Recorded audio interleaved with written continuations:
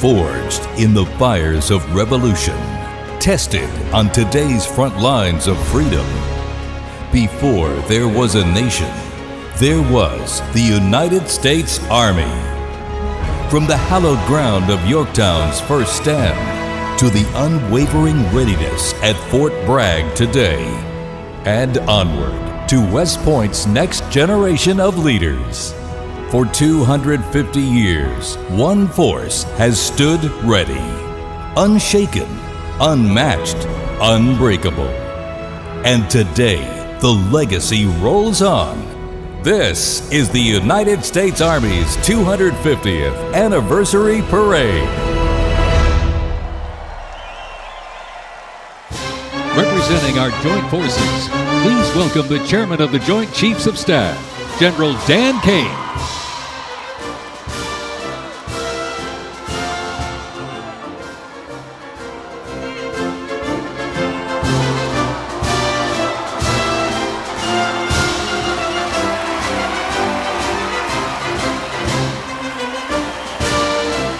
Joining us, the Secretary of the Army. Please welcome the Honorable Daniel P. Driscoll.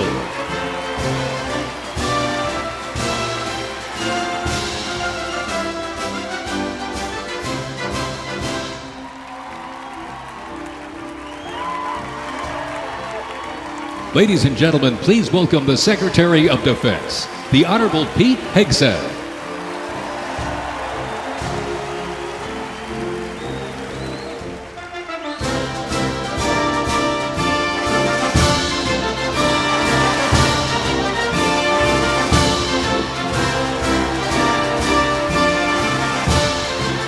Ladies and gentlemen, the Vice President of the United States, J.D. Vance, accompanied by the Second Lady of the United States, Usha Vance, and their 3 children.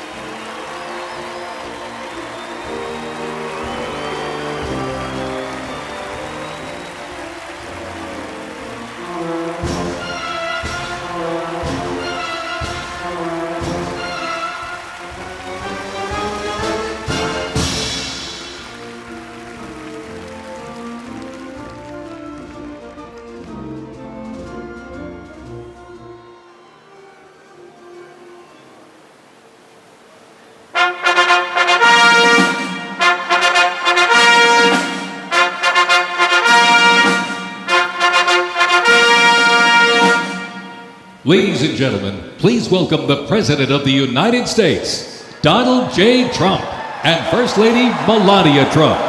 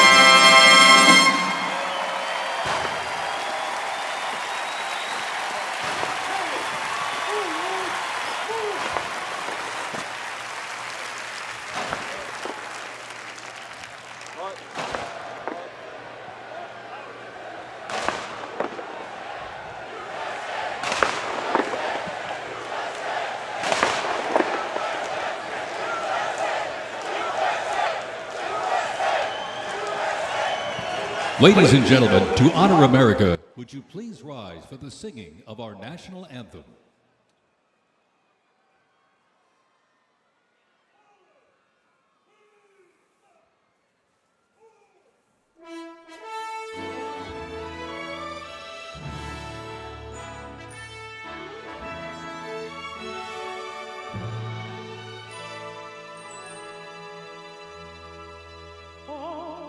Say, can you see by the dawn so proudly we hailed at the twilight's last gleaming,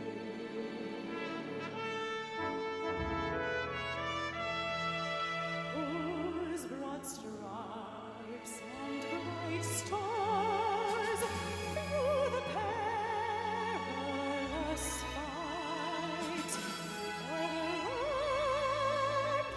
we watched were so gallantly streaming.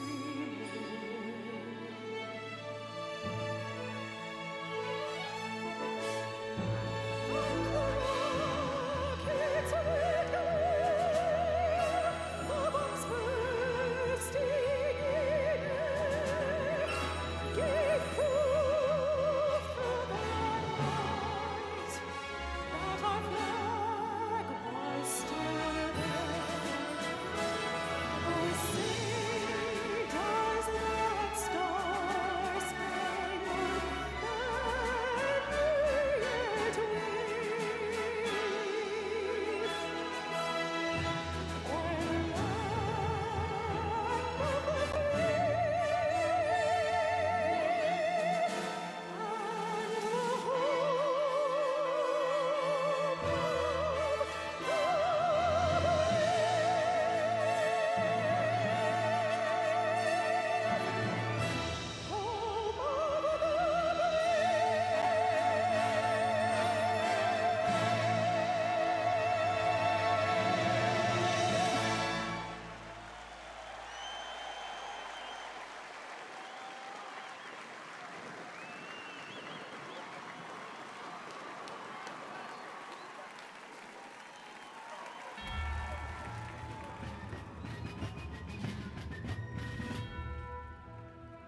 Before we even had a country, we had an army.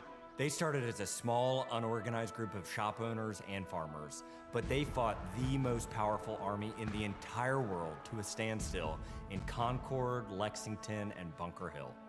Then our Continental Congress chose George Washington as general of our Continental Army. But it wasn't until 1 year later, on July 4th, 1776, that news arrived of the signing of our Declaration of Independence. Now we had a new army and a new nation. With little gunpowder, no shoes, bloody feet, few cannons, little training, and even less food. Valley Forge started in December. They went into winter camp in December of 1777. Approximately 2,000 Americans died that winter of disease. They lived through hell, but they never ever gave up. Not this army, not this first American army. Finally, Washington and his army arrived, here at Yorktown, where they had General Cornwallis and his powerful British army trapped in this city against the sea. All of the preparation that Washington has learned through the course of those 6.5 years meets its full force here at Yorktown, and he employs it brilliantly. Sailing from the Caribbean, the French Navy arrived and took on the British fleet. Washington decided to make his move. Our men began digging to get closer and closer to the fort, finally getting within rifle and cannon range. Naturally, George Washington chose to set off our first cannon shot. The British had two small forts in front of the main fort. They were called redoubts 9 and 10. Then, on the moonless night of October 14, the American and French forces attacked the redoubts. The hand-to-hand combat with bayonets, knives, and fists was bloody, to say the least. But within an hour, we were victorious. And as the sun came up the next day, Cornwallis looked out and realized he was in serious trouble. So he prepared an all-out, desperate counterattack. It didn't work, and the British were forced to surrender. We were supposed to lose to the best army and the largest and most professional navy in the world. But our young army had won the war and our freedom, the freedom we hold so dear. And 250 years later, for what started as a ragtag group of shop owners, has now become the most powerful army in the world. Today, many things are very different from that army here at Yorktown, but one thing remains the same. An undying passion, guts, and love for our country remains deep in the heart of today's army. When I look into their faces, you can see it. That will never change. God bless the United States Army, and God bless the United States of America.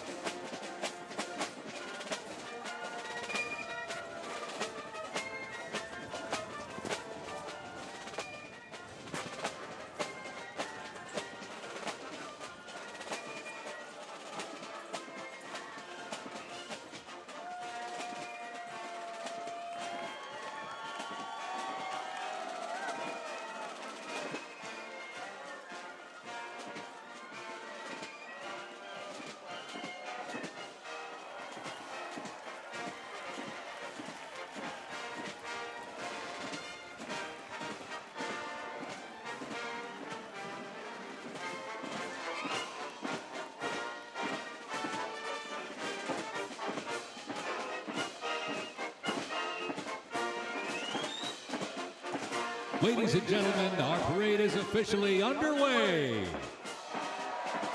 Up first, internationally renowned as one of the world's finest professional music organizations, the United States Army Band, Pershing Zone. They are the premier music organization of the U.S. Army, our nation's most senior service. Stationed at Joint Base Meyer-Henderson Hall, Virginia, it plays an important musical role in events of national and international significance. They were founded back in 1922 by Army Chief of Staff John J. Pershing. They're led today by Colonel Bruce R. Pulver and Drum Major Rob Moore. Today, Pershing Zone is playing a melody entitled The Army Goes Rolling Along. This was actually written in 1908 by the then Lieutenant Edmund Louis Snitz Gruber, which was a descendant of Franz Gruber, who composed Silent Night. It was originally written to be the 5th Artillery Regimental song titled The Caissons Go Rolling Along, and in 1956 the lyrics were revised by Harold Arberg as the official song of the U.S. Army, and then retitled The Army Goes Rolling Along. Pershing Zone carries on its century-old legacy, playing a march that brings pride to every soldier, the Army Song. The 3rd Infantry Regiment is the oldest active duty unit in the U.S. Army. Established back in 1784, the unit was dubbed the Old Guard by Major General Winfield Scott during a victory parade in Mexico City after the Mexican War. It is the U.S. Army's official ceremonial unit and presidential escort, conducting year-round tactical training to ensure the highest standards and utmost discipline of its soldiers. The unit routinely represents the U.S. Army and our nation in official ceremonies, major sporting events, and their own, the U.S. Army's own Twilight Tattoo. The Old Guard also maintains 24-hour vigil of the Tomb of the Unknown Soldier, while also conducting funeral services honoring our fallen heroes in Arlington National Cemetery. The regiment's 50 campaign streamer stand is a testament to its long, faithful service to our nation. Ladies and gentlemen, the 3rd Infantry Regiment, the Old Guard.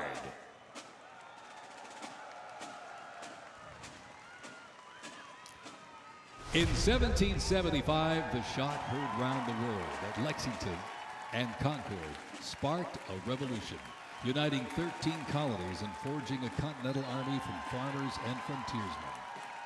Against the odds, they turned the tide at Trenton and Saratoga, survived Valley Forge, and at Yorktown forced a British surrender, securing independence and giving birth to the United States of America.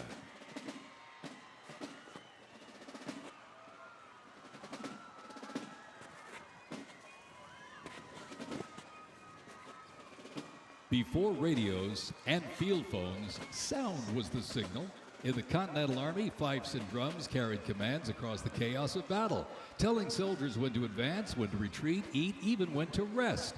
That legacy actually lives on today with the U.S. Army Fife and Drum Corps, part of the 3rd Infantry Regiment known as the Old Guard. Founded back in 1960, they're the only unit of their kind in the armed forces. Performing in uniforms patterned after those worn by General Washington's musicians. Playing period instruments with patriotic precision, they bring history to life, sharing the sound and spirit of the Revolution through more than 500 performances each year, both at home and around the world, too. The Old Guard, Fife and Drum Corps, everybody.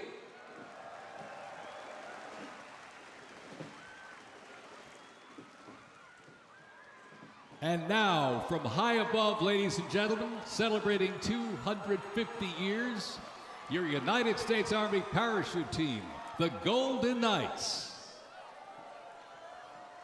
Descending at over 120 miles an hour, the Golden Knights are using flexible wing gliders to maintain their formation. They open their main canopy simultaneously and negotiate the softest possible landing.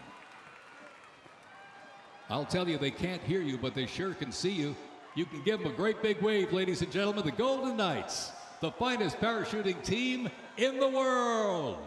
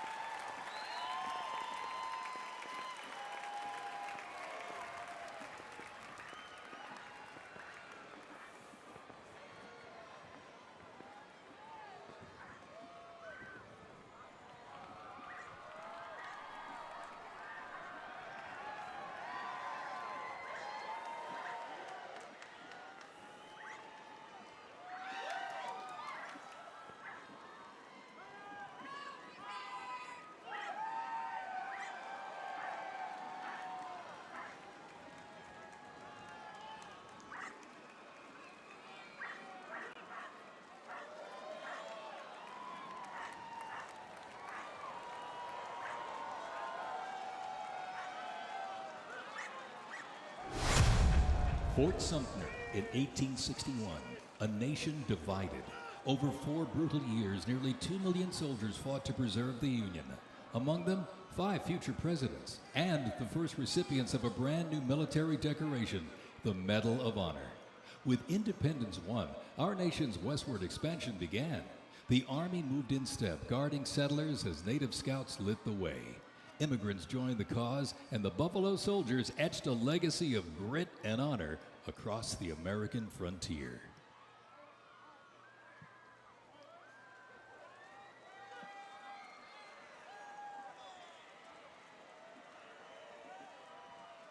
As they march by, a soldier's uniform signals their duty, their role, and their readiness. And by the late 1850s, official regulations outlined distinct looks, shaping the Army's identity and function across the force. Soldiers were issued 2 coats. One, a short sack coat for work and battle, with brass buttons and colored trim that marked their rank. Well, by war's end, that rugged sack coat became the soldier's uniform of choice. As the war escalated, volunteer enlistment surged. Congress authorized support for a force of up to 500,000 new troops, answering the call to preserve the Union. As they march by, representing the Civil War era of our nation's history, is the 4th Infantry Division based out of Fort Carson, Colorado.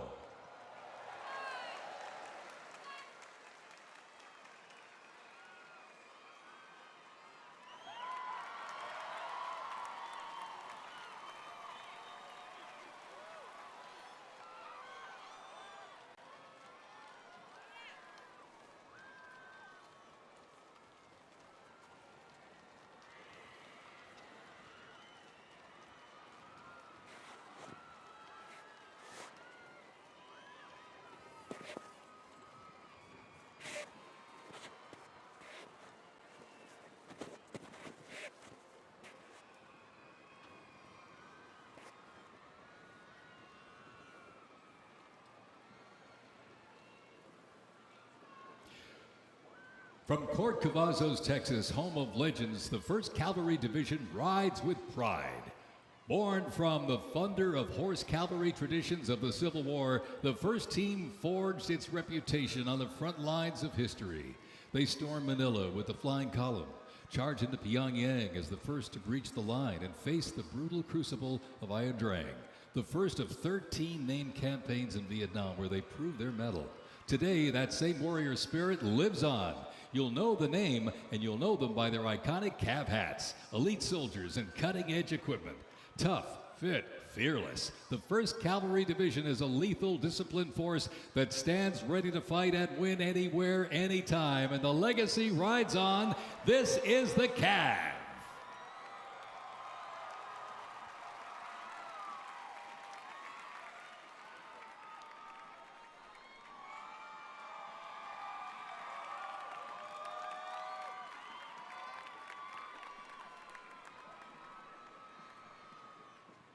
Special thanks to our sponsor, Lockheed Martin.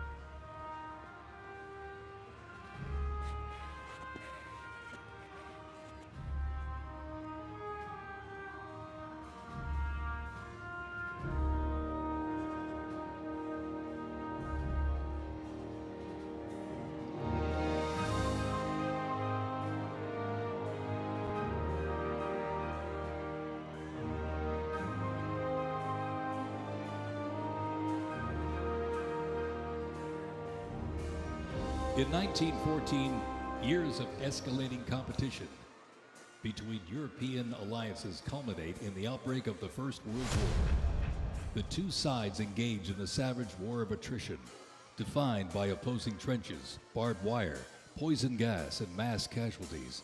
The United States initially maintained its neutrality, but was eventually drawn into the conflict in 1917. Despite having less than 130,000 soldiers at the beginning, the Army eventually grew to over 4 million, with nearly 2 million soldiers serving in Europe. In 6 months of fighting, nearly 50,000 Americans lost their lives, with another 190,000 wounded. The guns fell silent with the armistice of November 11, 1918.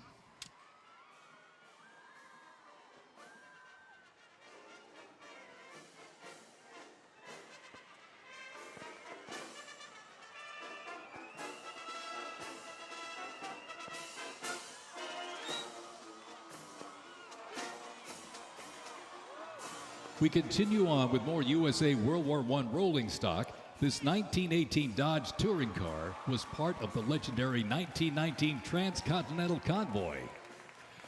3,251 miles and 62 grueling days across the Lincoln Highway. Now remember, no pavement, no GPS, and no power steering. Just grit, determination, and the drive to push Army mobility into the future. This car literally helped pave the way for the roads we rely on today, and reminds us when the Army moves, the nation follows. The 1918 Dodge Touring Car.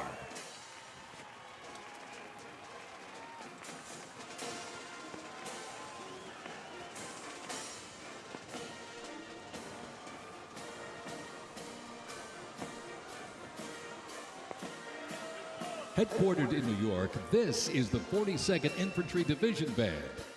At the start of World War I, the 42nd Infantry Division was formed with troops from 27 National Guard units, stretching across the country like a rainbow.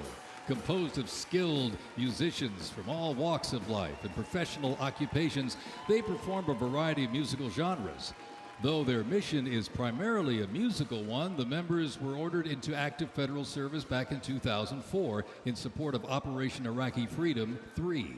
The band has also served in support of numerous state active duty missions, including cleanup efforts following Hurricane Sandy, distribution support during COVID-19, and recently, support for New York State Corrections. Commanded by Chief Warrant Officer 2, Ethan Wagner, and led by Drum Major Sergeant First Class Drew Gans, The band is performing Over There, written in 1917 by Broadway composer and recipient of the Congressional Gold Medal, George M. Cohan. Representing the World War I era is the 82nd Airborne Division, based out of Fort Bragg, North Carolina. You'll notice the unit is wearing replica World War I uniforms signifying the soldiers who served our nation during this time. When the Americans entered the Great War, our soldiers, under the command of General Blackjack Pershing, hit the trenches in the new standard. It was the olive drab winter service uniform. Now on their heads you'll see a steel helmet with sand-textured paint built to deflect deadly shrapnel from above. Not bulletproof, but battle tough. Nicknamed the Pershing boot, on their feet was the M918, 1918 French boot. It was designed to survive the brutal grind of trench warfare. And on their backs, the field pack, rations, ammo, first aid, and a gas mask. Everything a doughboy needed to fight and to win.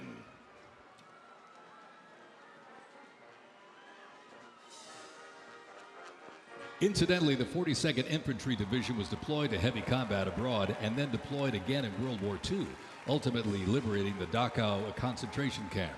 The 42nd responded to the terrorist attacks on 9/11.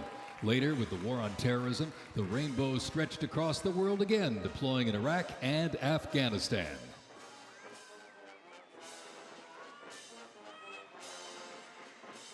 Thundering into view, the pride of Fort Sill, the U.S. Army Artillery Half Section.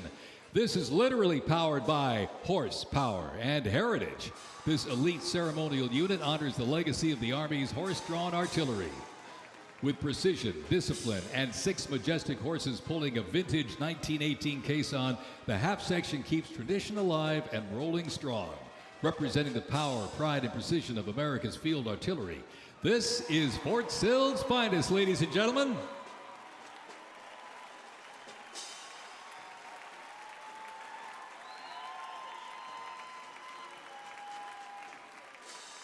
Special thanks to our sponsor, Form Energy.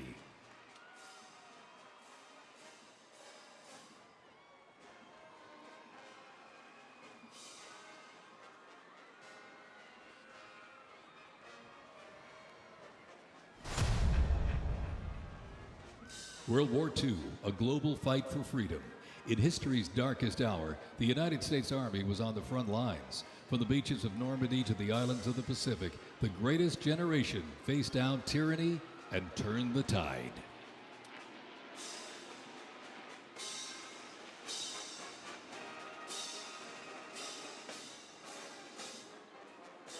From bombers to fighters to transports, U.S. Army aircraft started to thunder across the skies in World War II. And take a look up there, ladies and gentlemen.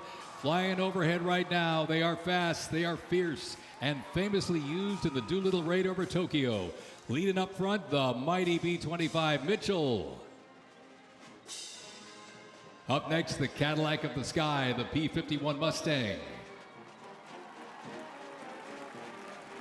From the sky, we're back down on the ground. In World War II, one vehicle led the charge, the legendary quarter-ton 4x4 command recon vehicle, the Jeep.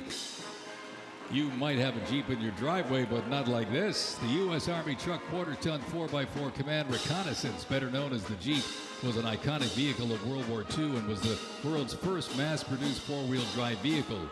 The Army used the Jeep for almost every military activity, including command vehicles, scout cars, and medical ambulances.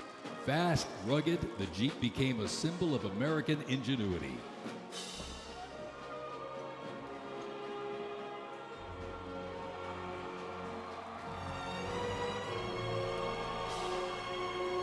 From Fort Bragg, North Carolina, this is the 82nd Airborne Ceremonial Band.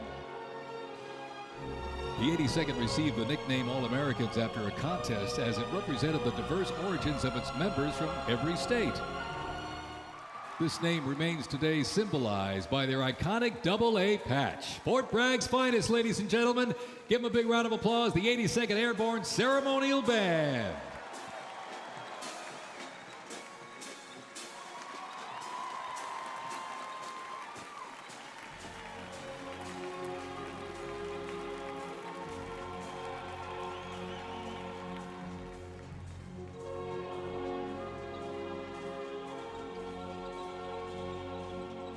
In a global fight like World War II, the U.S. Army knew our troops needed more than courage.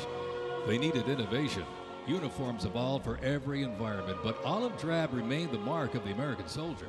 Shaped by lessons from the trenches of World War I, the Army introduced two battlefield essentials: the M1 helmet, tough, stable, and built to protect under fire, and the M1 Garand rifle, powerful and fast. It gave American troops a very clear edge.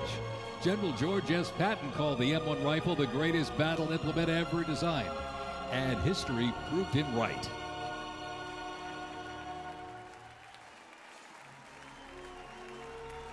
The 82nd Airborne Division. The unit is best known for their bravery on D-Day, when 12,000 parachute and glider troops destroyed German supply lines after fighting for 33 days straight.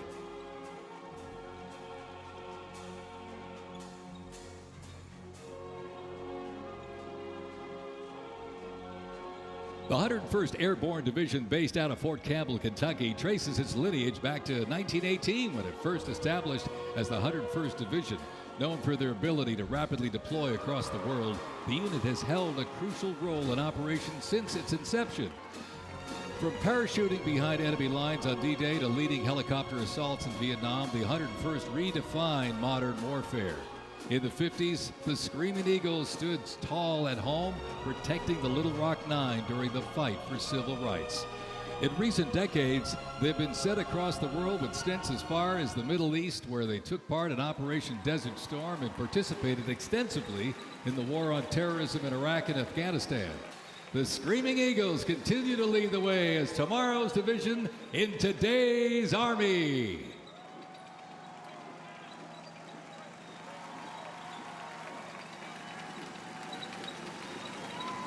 The iconic Sherman tank is here, ladies and gentlemen. It was the cornerstone of the U.S. Armed Forces, showing its military might in World War II.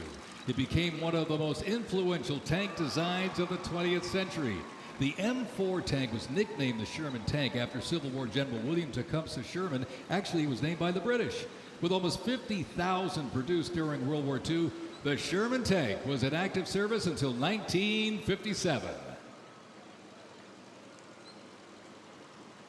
In World War II, the M16 half-track was a force to be reckoned with. It was a self-propelled anti-aircraft weapon with speed, firepower, and grit. Nicknamed the Meat Chopper, its quad 50 caliber mount could unleash 2,300 rounds a minute. Quite devastating. It served through Korea, Vietnam, and beyond, and remains in use in U.S. allies to this day. The M16 half-track brings the fight wherever it rolls.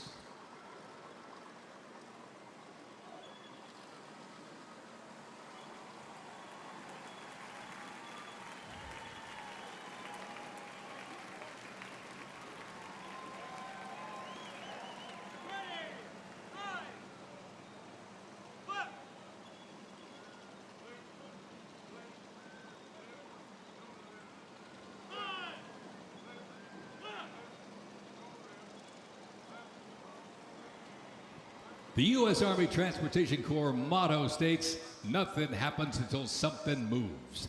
That was never more true than with this. Look at this, the 2.5-ton Chevrolet Deuce and a Half. It can move up to 10,000 pounds of cargo and was the backbone of the Red Ball Express that kept the Allies supplied after D-Day in World War II.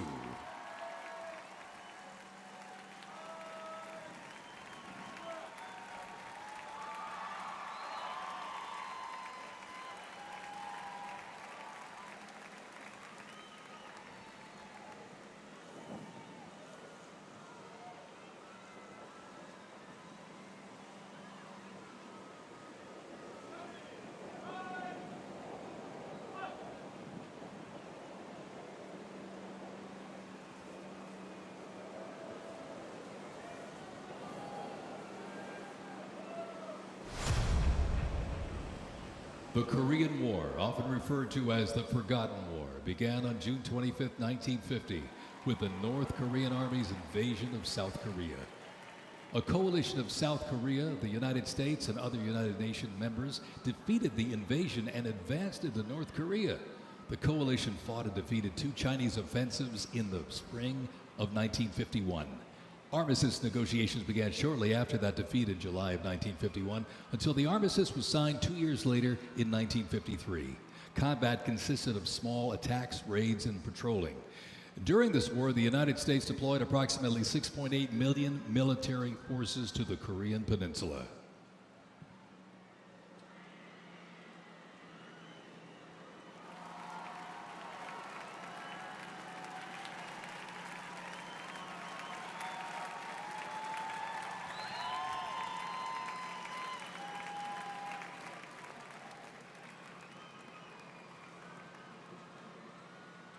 Special thanks to our sponsor, Coinbase.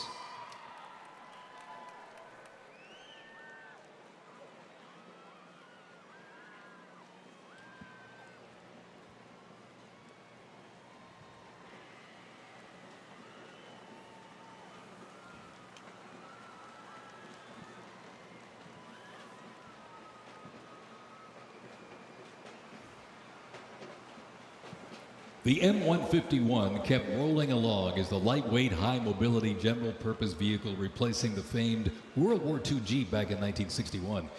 Officially named the Military Utility Tactical Truck, or MUT, most servicemen generally referred to it as a Jeep.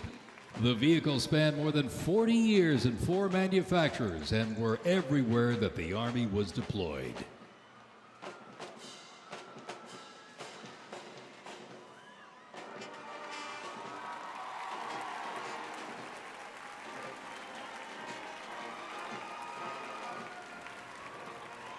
Another rolled by earlier, and at 2.5 tons, this deuce and a half, the M35A2 classic military transport truck was a mainstay of the U.S. Army for decades, particularly during the Vietnam War and Operation Iraqi Freedom.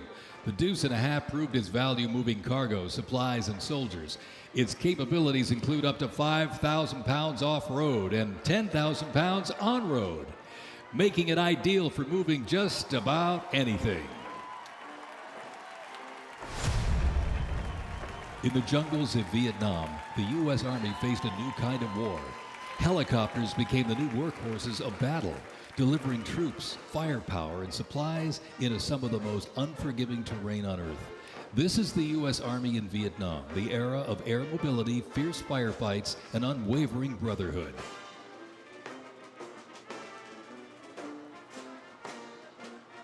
And over the music marching through, the roar of these legendary Army helicopters takes to the air. Flying overhead right now, they help define the Vietnam War. That staccato beat of the rotor blades was a welcome sound to many troops mired in combat. From transport and medevac to close air support and reconnaissance, they brought the fight to the front and pulled the wounded to safety. The OH-6 Cayuse scouted the terrain with unmatched agility. The AH-1 Cobra, also nicknamed the Snake, brought serious firepower. Its slim design, as you can see here, helped it survive and thrive in hostile environments to protect soldiers below. And the icon of the era, the UH-1 Huey, the first turbine-powered helicopter in service with the U.S. military. There was nothing the Huey couldn't do. General support, air assault, cargo transport, medic evacuation, and ground attack missions. The Cayuse, Cobra, and Huey, ladies and gentlemen, 3 iconic Army symbols in the sky.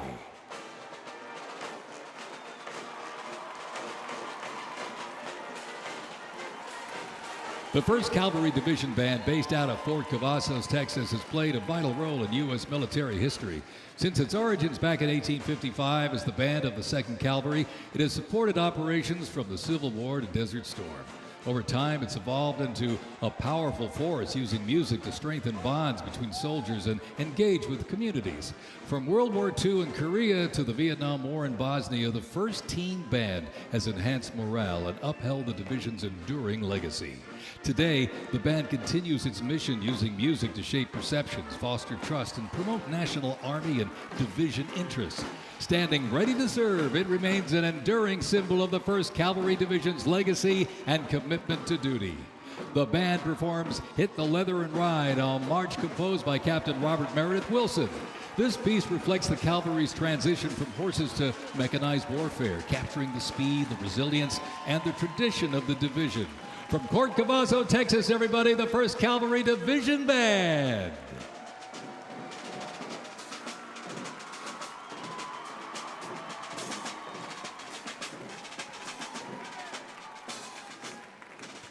The U.S. Army deployed large numbers of troops in support of the Vietnam War. The first contingent of U.S. Army advisors arrived in Vietnam in the late 1950s, and that quickly grew to a small team of around 100 soldiers, which then expanded to more than 600 over the next decade. As the war intensified, troops' numbers quickly grew as the war between the South Vietnamese government and the communist insurgents supported by North Vietnam intensified. By January 1969, more than 364,200 soldiers organized around 7 divisions and 20 separate combat brigades.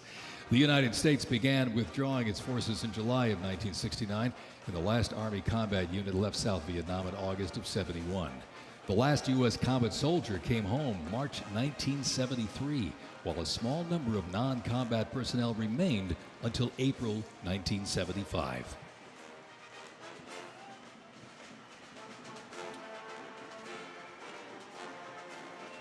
Representing the Vietnam War era is the 101st Airborne Division based out of Fort Campbell, Kentucky. The unit is wearing replica Vietnam War uniforms signifying the soldiers who served our nation during this time. Blistering heat, thick humidity, and unforgiving terrain demanded uniform innovation, and the Army, they delivered. New lightweight uniforms were constructed to move with the soldier. The M16 replaced the M1 Garand, calling for redesigned ammo gear and faster reloads in combat. Body armor got smarter, jackets and trousers got lighter, and field equipment was reimagined to meet the mission head-on. Gone were the heavy Mickey Mouse boots, replaced by canvas tropical combat boots that offered better grip, faster drying, and all-day endurance.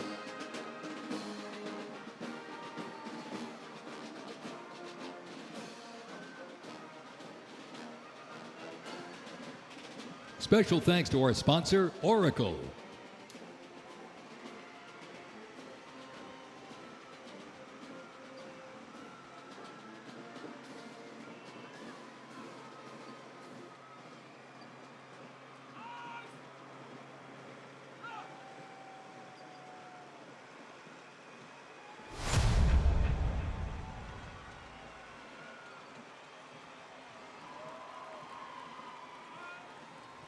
When Saddam Hussein's Iraq invaded Kuwait in August 1990, the U.S. Army deployed to Saudi Arabia to deter further Iraqi aggression in the region for what was known as Operation Desert Shield. By the fall, more than 750,000 troops comprising U.S. service members and coalition partners from more than 30 countries had assembled in the Saudi Arabian desert. In mid-January 1991, the U.S.-led coalition began Operation Desert Storm, which kicked off with an intensive air campaign designed to knock out key Iraqi infrastructure and weaken Iraqi forces. The ground offensive was launched in early 1991, where military forces overwhelmingly destroyed enemy tanks and vehicles. After only 100 hours of ground combat, coalition troops liberated Kuwait, and the Gulf War ended with Iraq's surrender.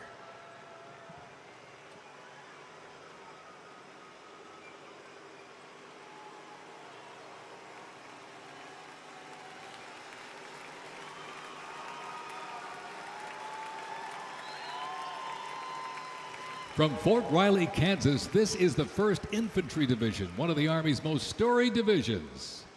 Nicknamed the Big Red One because of the distinctive red on their unit patch, as the oldest continuously serving division in the U.S. Army, the unit has participated in every major operation since World War I, living up to its motto, no mission too difficult, no sacrifice too great, duty first.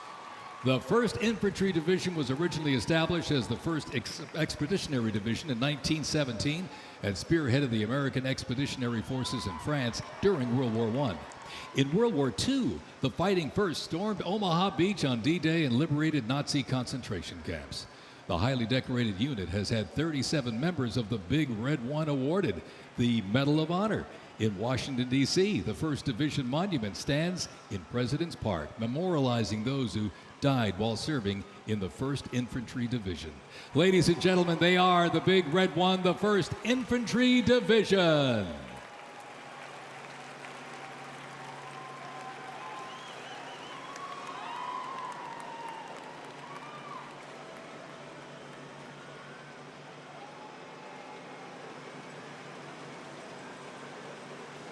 More military rolling stock.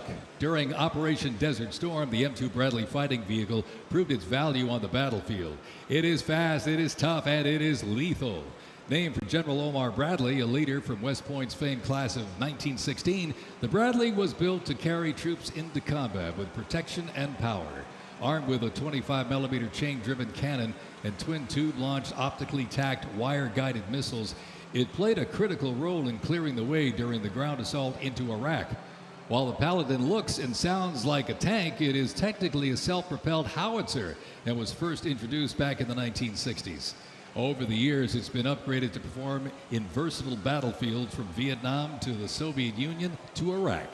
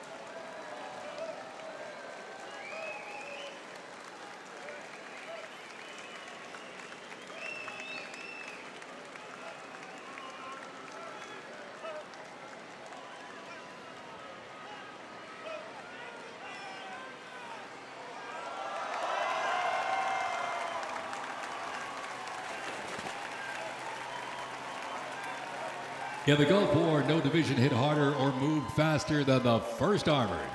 The 1st Armored Division, nicknamed Old Ironsides, is the oldest, most recognizable armored division in the United States Army.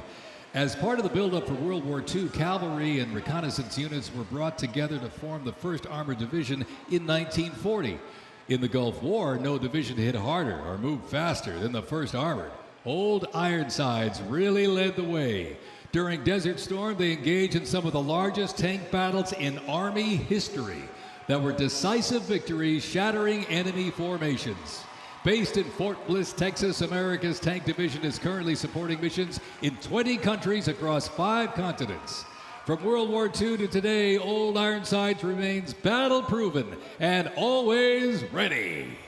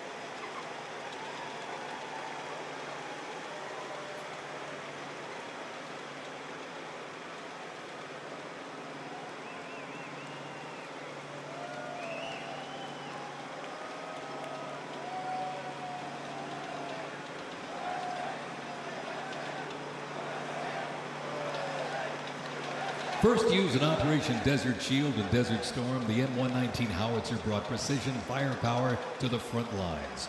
Lighter and more mobile than larger artillery, it was built for the infantry brigade, able to fire high into the air or directly at the target depending on the mission.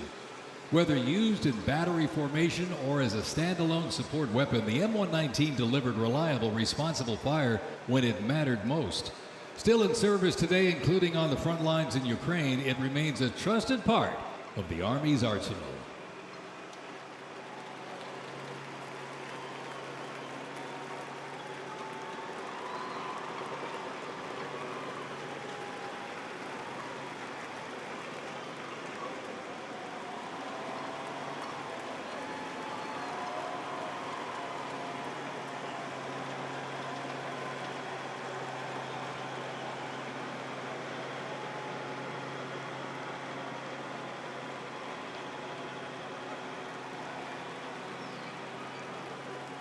Special thanks to our sponsor, UFC.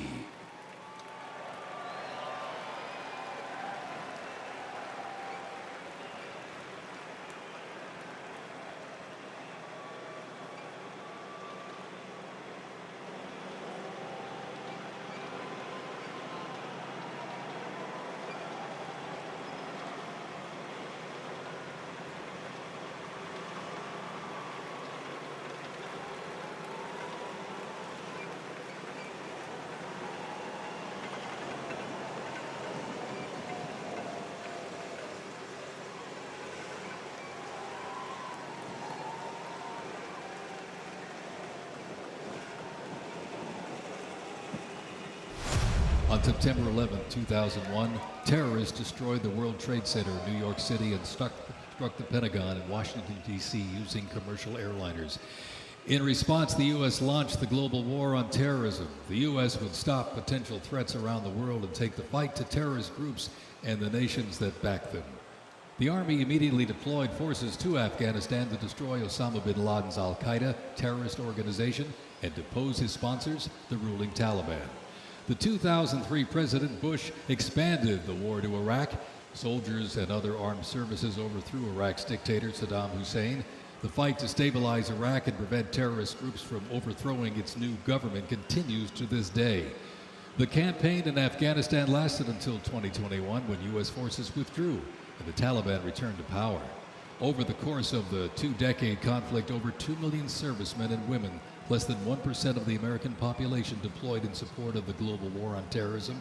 Most of those who served were members of the United States Army.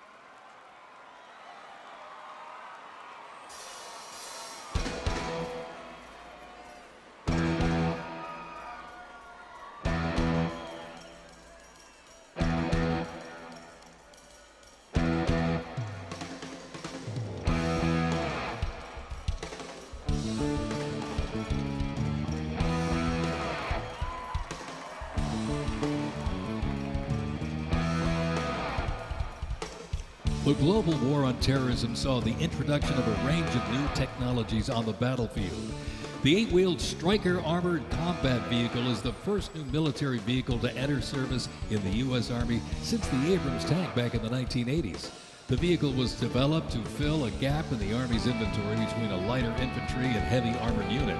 The Stryker Armored Combat Vehicle enables the team to maneuver in close and urban terrain, plus provide protection in open terrain and transport infantry quickly to critical battlefield positions.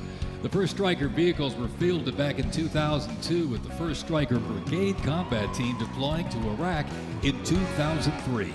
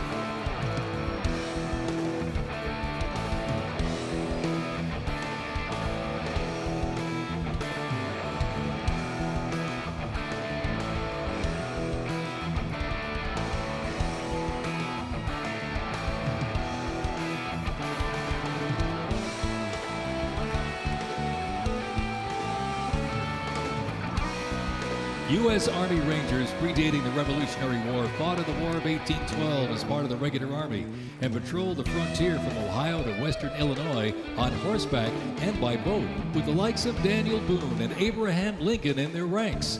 After the 9/11 terrorist attacks, Rangers were called upon to lead the way in the global war on terrorism. As part of the U.S. Army Special Operations Command, the 75th Ranger Regiment, based out of Fort Bragg, North Carolina, represents a lethal, agile, and flexible force capable of conducting many complex joint special operations missions. Today's Rangers Regiment is the Army's premier direct action raid force. It is always combat ready, mentally and physically tough, and prepared to fight our country's adversaries. The U.S. Army Special Operations Command is an elite group of individuals trained to lead and succeed in protecting the country from their threats. Composed of 5 units with unique specialties, Special Operations works in small tactical teams, taking on the most challenging and sensitive missions. Military legends to service members and civilians alike, they take on terrorists through quiet guerrilla war-style missions in foreign countries.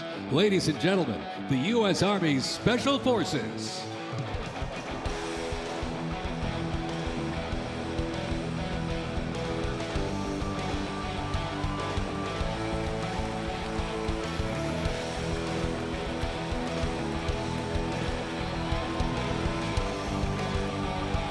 The Stryker Brigade Combat Team combines the capacity for rapid deployment with survivability and tactical mobility. Adaptability and continuous transformation to overcome our enemies is vital. Fighting an elusive enemy in distant places and at home requires new tools such as unmanned aerial vehicles for surveillance and the Blue Force Tracker to see real-time details of troop movements. The United States does not face the challenging international environment alone.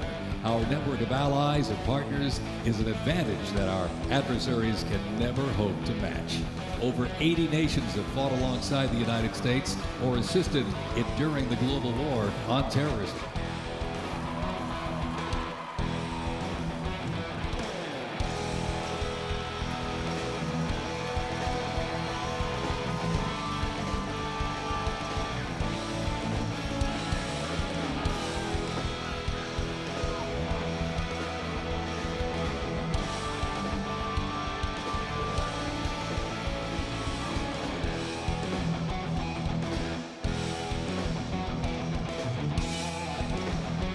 The 10th Mountain Division's climb to glory began with its establishment as the 10th Light Division in July 1943, the only one of its size in the U.S. military to receive specialized training for fighting in mountainous conditions.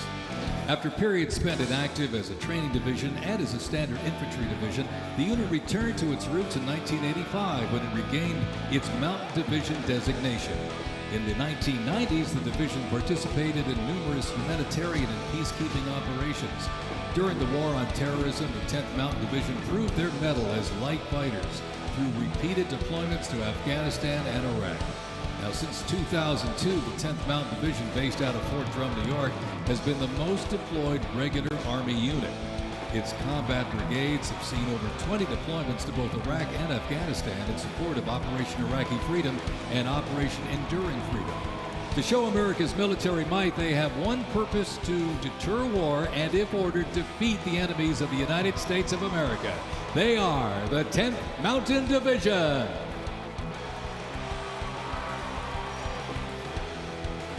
Investments in cutting-edge systems, drone technology, and AI-powered capabilities strengthen the force, equipping soldiers with tools they need to protect the country and defend democracy.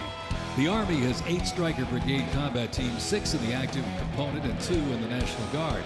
More than 2/3 of the 7,000 servicemen and women who sacrificed their lives fighting the global war on terrorism were part of one of the Army's 3 branches: active duty forces, the Army Reserve, and the Army National Guard. The Army is continuously transforming to deter aggression to ensure our adversaries cannot outrange or outpace us.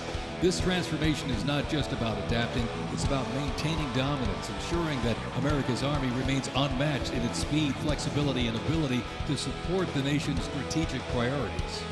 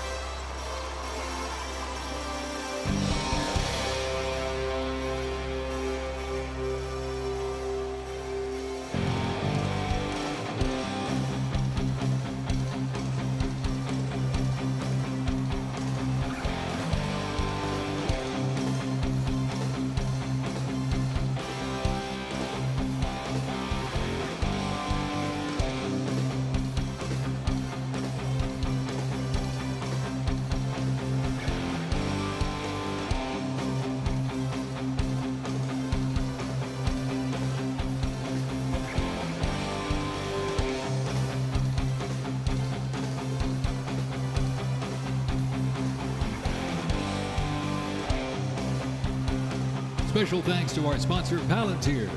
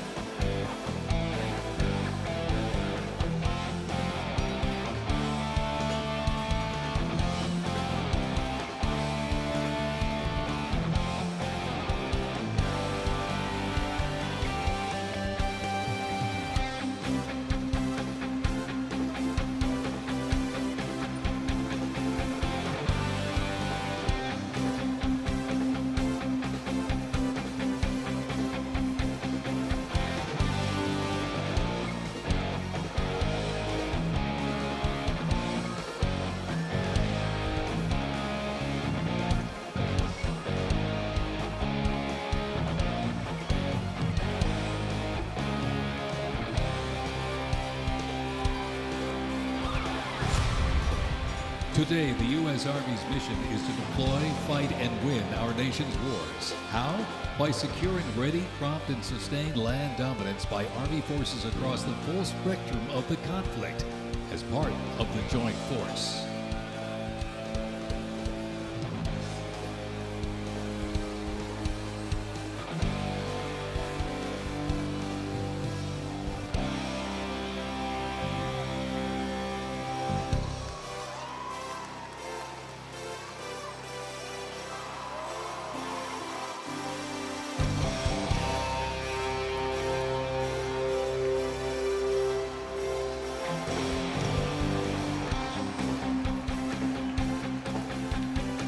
Keeping the Army forces battle-ready and nimble makes transportation for the U.S. Army a very vital element. Spread across the parade today, numerous fighting vehicles, some designed for very specific functions and others for flexibility, but they all must be maintained. With over 200,000 trucks alone, wheeled vehicle mechanisms ensure that the fleet of vehicles are ready, and these mechanics get the job done. This convoy starts with the M777, a lightweight howitzer. These lightweight howitzers may not look particularly lightweight, but are made from titanium. They are 7,000 pounds lighter than their predecessor, the old M198. Used by the Army since 2005, the M777 is currently being used in Ukraine. Weighing only 4,700 pounds, the M119 howitzer is smaller and is used by infantry brigades, particularly for air assault missions. It was first used in Operation Desert Shield and Desert Storm in 1991 and is also seeing active use in Ukraine.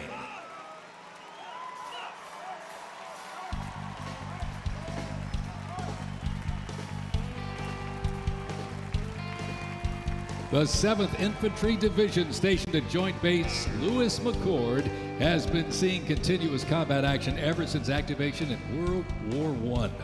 From Europe to the Aleutian Islands, Japan, Korea, Afghanistan, and the Pacific, the Bayonet Division boasts a proud history of answering the call of its motto, "Trust in Me," with resolute dedication.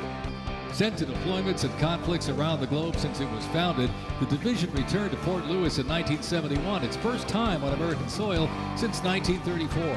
The 7th Division, originally called the Hourglass Division due to their patch design, gained the nickname Bayonet Division during their deployment to Korea in June of 1950. At Incheon Landing and during the liberation of Seoul, they were credited with plunging the bayonet into the heart of the enemy, with 13 members of the division receiving the Medal of Honor. The 7th enables and sustains the combat readiness of 2 Stryker Brigade combat teams and a Combat Aviation Brigade.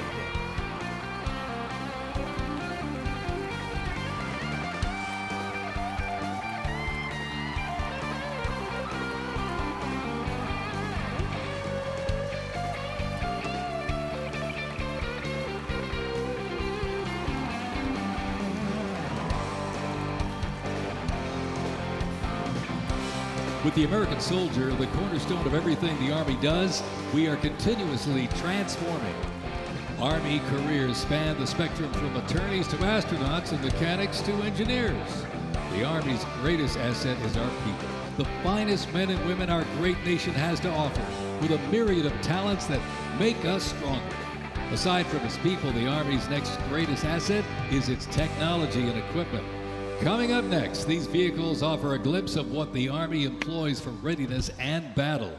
The portable howitzers and the portable Abrams tank were used extensively in the Gulf War, along with Bradley tanks and the infantry squad vehicle. The ISV provides enhanced tactical mobility of an infantry brigade combat team. This allows commanders greater freedom of movement and action. The ISV provides the warfighter with increased flexibility to ensure infantry units maintain momentum to achieve mission success.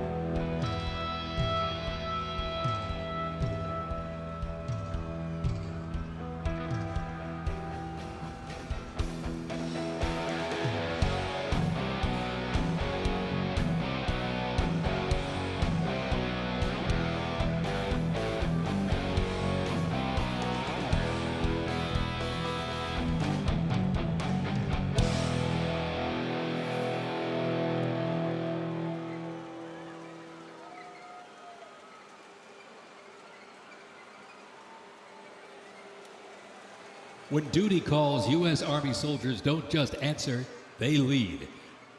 From Fort Bragg, witness a powerful demonstration of strength, purpose, and the unmatched capability of today's Army.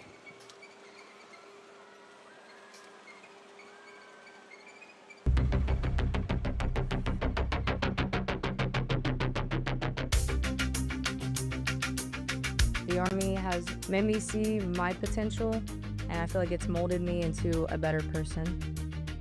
I grew up in a very patriotic household. My grandfather, he served in World War II, and his brother, my uncle, served in Vietnam. I can do this. If they can do this, I can do this.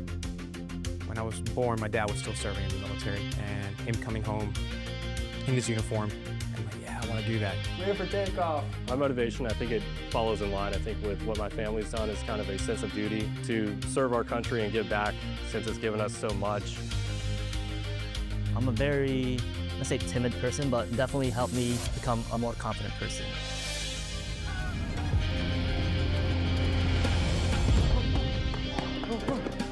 Working with a group and my peers, it really shows how much working with a team can strengthen you. All right, ready to go? Ready to go. I derive a lot of purpose from serving others.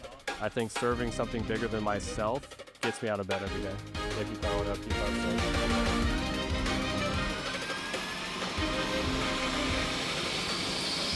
I definitely pushed myself further than I ever thought I could go. I joined the military service because I want to deploy. That's my main goal, is deploy, deploy, deploy. If we get the call, we have to go somewhere, we'll do what needs to be done. That's just the way we operate here.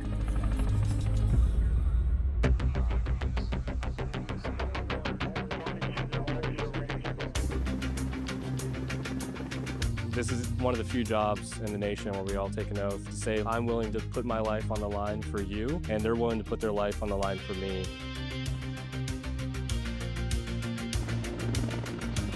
This is what we train for. This is what we're going to do. My team leaders and squad leaders, they know exactly what to do. Check equipment, check weapons, check ammo.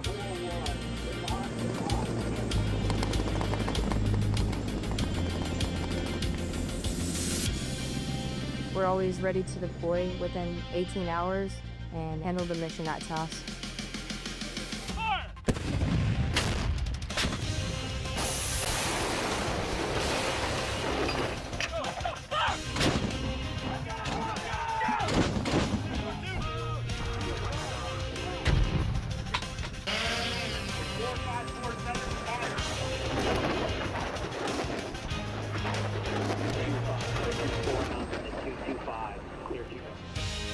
We jump so frequently so that our jump masters and the paratroopers are ready to deploy.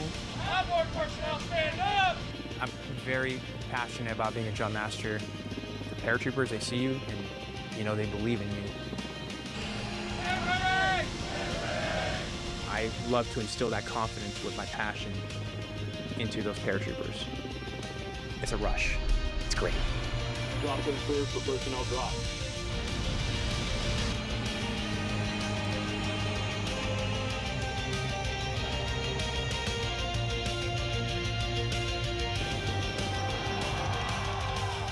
This week we honor 250 years of valor and glory and triumph by the greatest fighting force ever to walk the face of the earth, the United States Army. For 2.5 centuries, our soldiers have marched into the raging fires of battle and obliterated America's enemies. I love the Army. It is a great place to set yourself up for success, to prepare yourself for the future. God bless you, God bless our soldiers, and God bless the U.S. Army.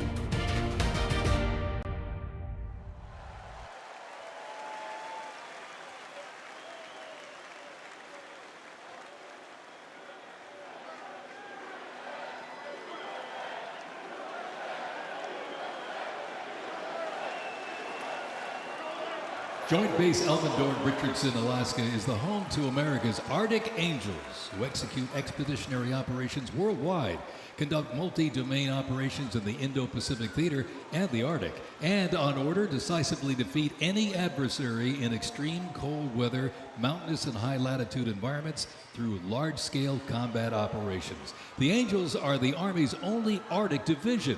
Masters of Arctic warfare, the 11th serves worldwide in all climates. Established in November of 1942, the Angels of the 11th Airborne Division led the way in the Philippines during World War II and spearheaded an amphibious invasion of Luzon and distinguished themselves during the liberation of Manila. After periods spent inactive and stationed in Germany from 1963 to 65, the division operated as the 11th Air Assault Division with the mission of testing and refining the Army's helicopter-centric air mobility doctrine. Activated once again in June of 2022, they remain dedicated to defending America's interests throughout the Arctic, in Alaska, and beyond. The 11th Airborne Division, America's Arctic Angels.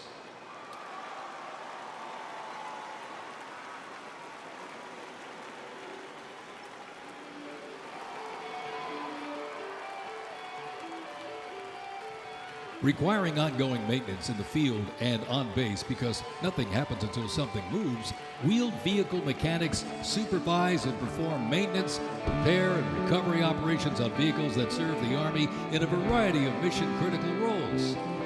Included in the array of mobile artillery such as Paladins and the Abrams tank is the Joint Light Tactical Vehicle known as the JLTV. It's highly adaptable, providing protected and sustained mobility for personnel and payloads. The JLTV is known for its off-road capability while providing armor against small arms and improvised explosive devices. The JLTV right there.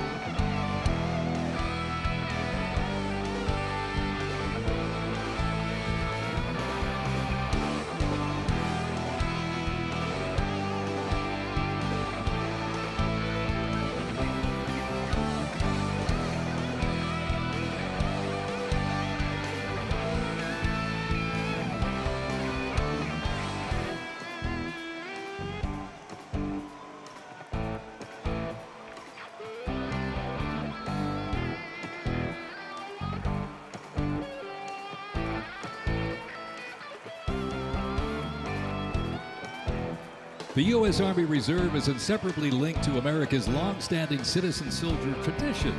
Organizationally, the Reserve's roots lie in the Medical Reserve Corps, established back in 1908 to provide a ready reserve of medical manpower. This organization was folded into the new offices of the Officers Reserve Corps in 1917. Reserve organizations furnished crucial manpower to the Army during World War I and were merged into 1920 into the Organization of Organized Reserve. During World War II, the Army activated 26 Organized Reserve infantry divisions, and roughly a quarter of the Army's officer corps came from the reserves during the conflict. During the Korean War, the Organized Reserve Corps was reorganized and redesignated the U.S. Army Reserve. The Army Reserve has since served as a vital source of manpower for the force during times of need, gradually transitioning from a strategic force to an operational force in response to the pressures of the war on terrorism. In the 170,000 Army Reserve soldiers and 11,000 civilians serving their home communities, and when needed, they can quickly mobilize. The Army can't deploy, they can't fight or win without the Army Reserve. They are an important component of Army readiness. Let's have a big hand for the Army Reserve.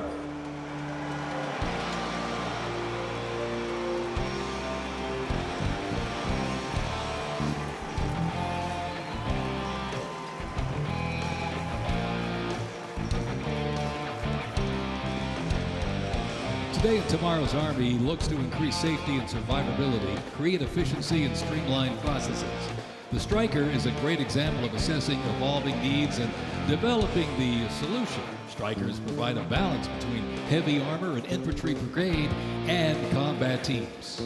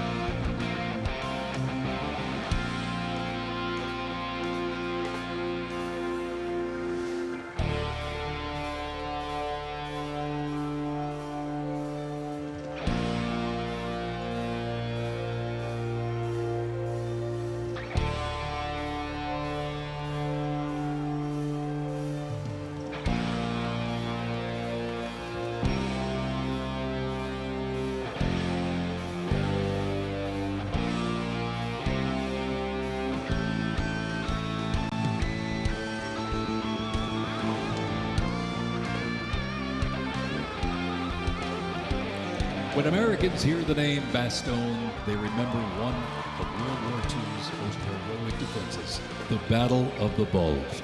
Surrounded by German forces in the frozen forests of Belgium in December 1944, soldiers of the 101st Airborne held the line.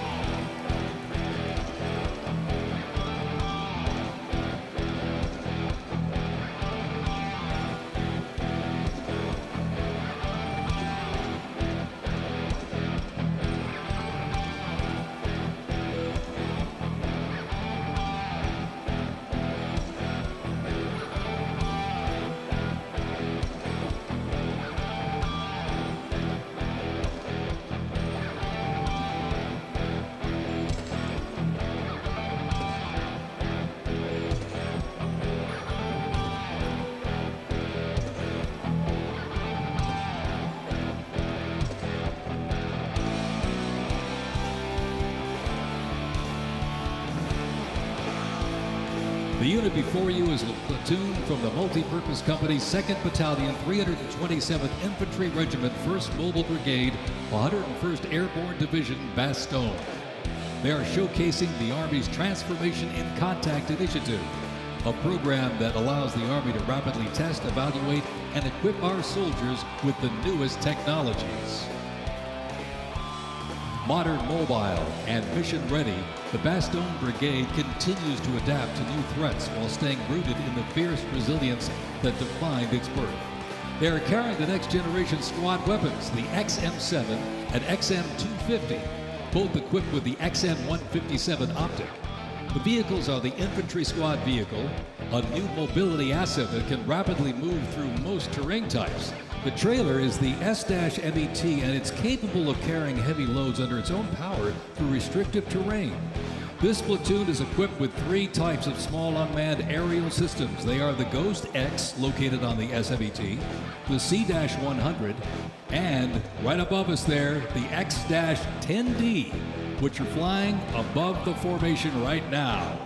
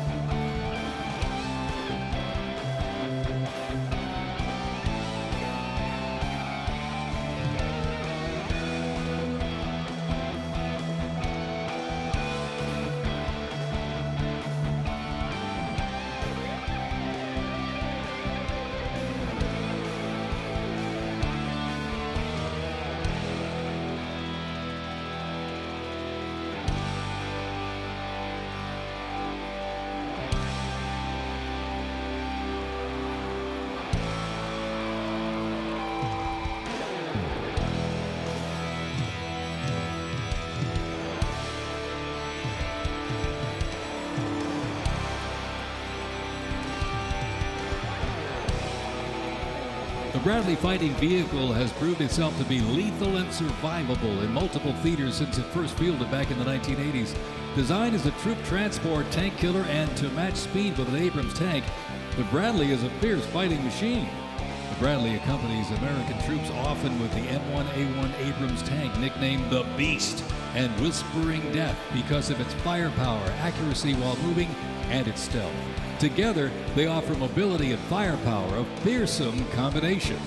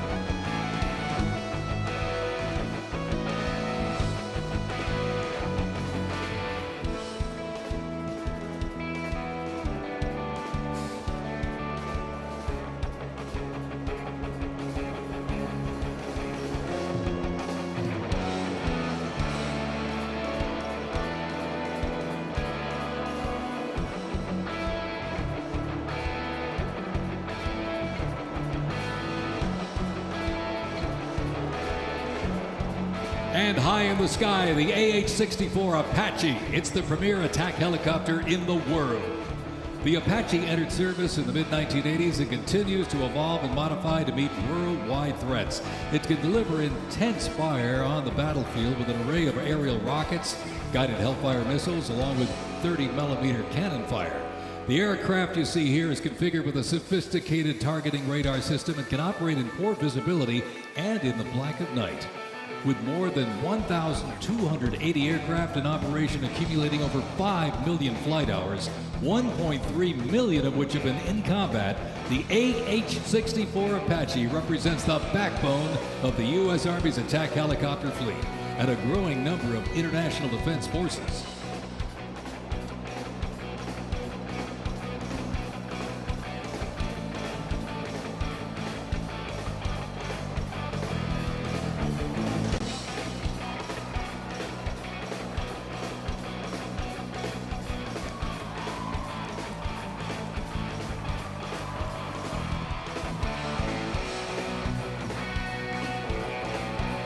Special thanks to our sponsor, Lockheed Martin.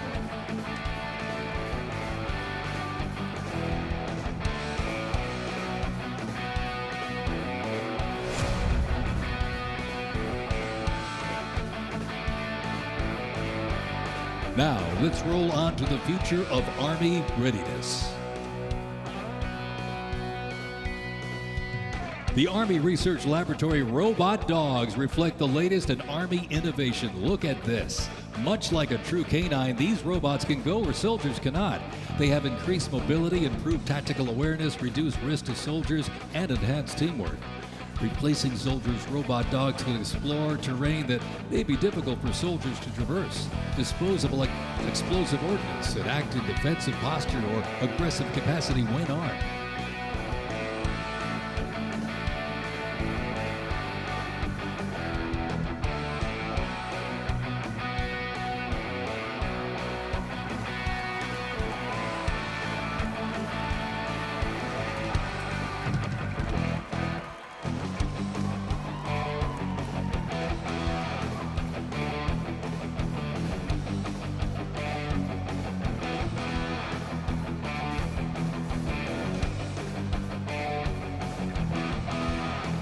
The Ghost Robot Dog is another innovation that can adapt seamlessly for various missions from recon to bomb recognition. These dogs reduce risk and support soldiers completely in high-stakes missions. They have a standard walk speed of 2 miles per hour and are working towards 6.7 miles per hour sprint.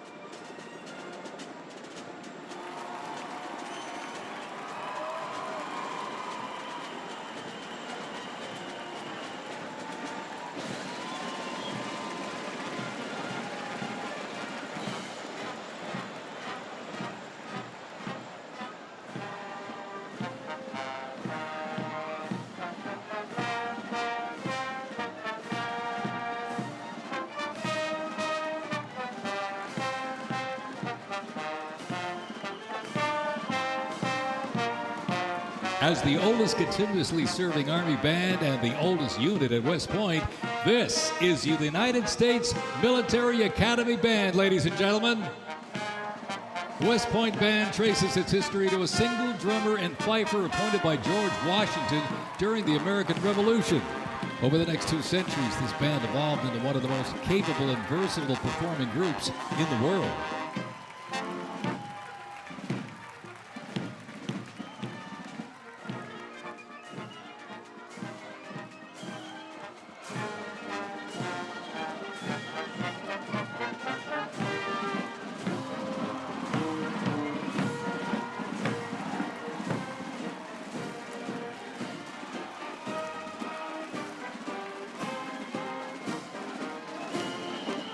one of the most prestigious institutions in the world where leadership is forged and duty becomes destiny.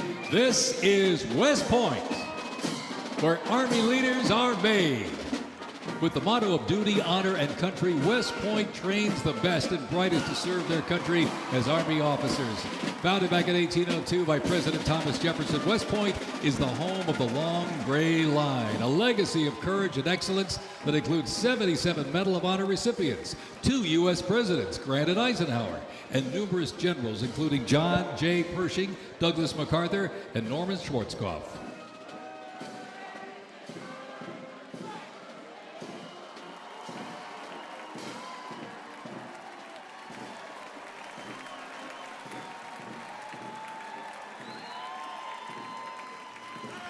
Upon entering the United States Army, all recruits undergo initial entry training, a highly intense and a challenging training period aimed at developing a soldier's physical and mental toughness, instill discipline, train them in essential combat skills, and foster teamwork. IET transforms civilians into soldiers based on the 7 core Army values: loyalty, duty, respect, selfless service, honor, integrity, and personal courage.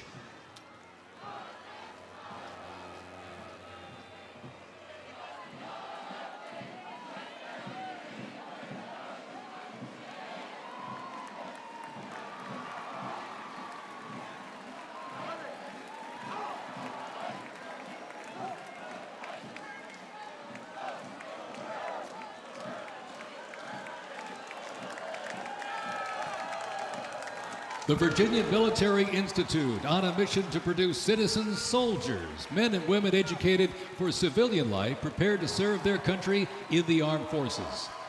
VMI counts a Nobel Prize winner, 11 Rhodes Scholars, generals, 7 Medal of Honor recipients, and a Pulitzer Prize winner among its graduates. As one of the nation's senior military colleges, students at Virginia Military Institute can participate in Army ROTC or the Corps of Cadets. While cadets in the Corps can serve in any branch of the United States military or pursue other careers, those in Army ROTC earn their commission as officers, ready to serve on active duty in the National Guard or Army Reserve. Each year, the Army Senior ROTC Blue Ridge Battalion commissions approximately 130 second lieutenants, ensuring that excellence in leadership continues in generations to come.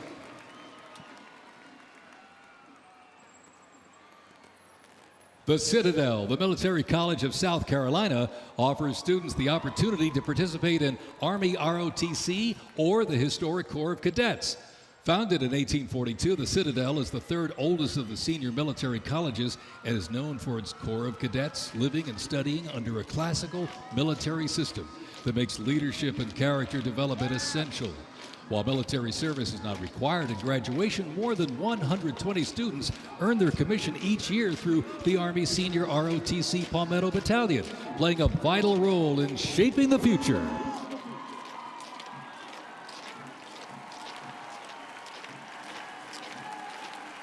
As one of the nation's senior military colleges, Texas A&M University is home to both Army ROTC and the renowned Corps of Cadets. The Corps of Cadets' central purposes has remained building individuals that exemplify respect, excellence, leadership, loyalty, integrity, and selfless service. Students at the university who participate in the Army ROTC earn their commission as officers, ready to serve on active duty in the National Guard or Army Reserve. Each year, the Army Senior ROTC Warrior Training Battalion at Texas A&M proudly commissions more than 90 second lieutenants and is honored to shape the future leaders of the U.S. Army.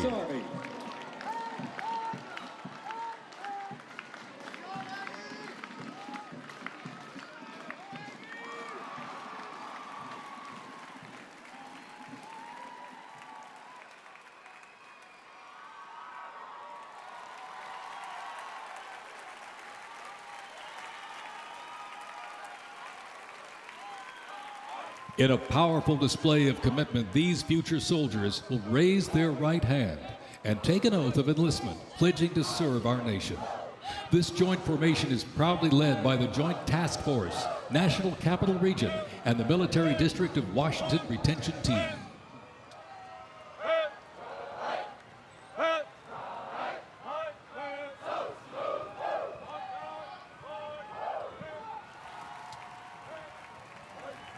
Shaping tomorrow's Army, West Point's most inspiring cadets remind us that America's future is courageous and in capable hands.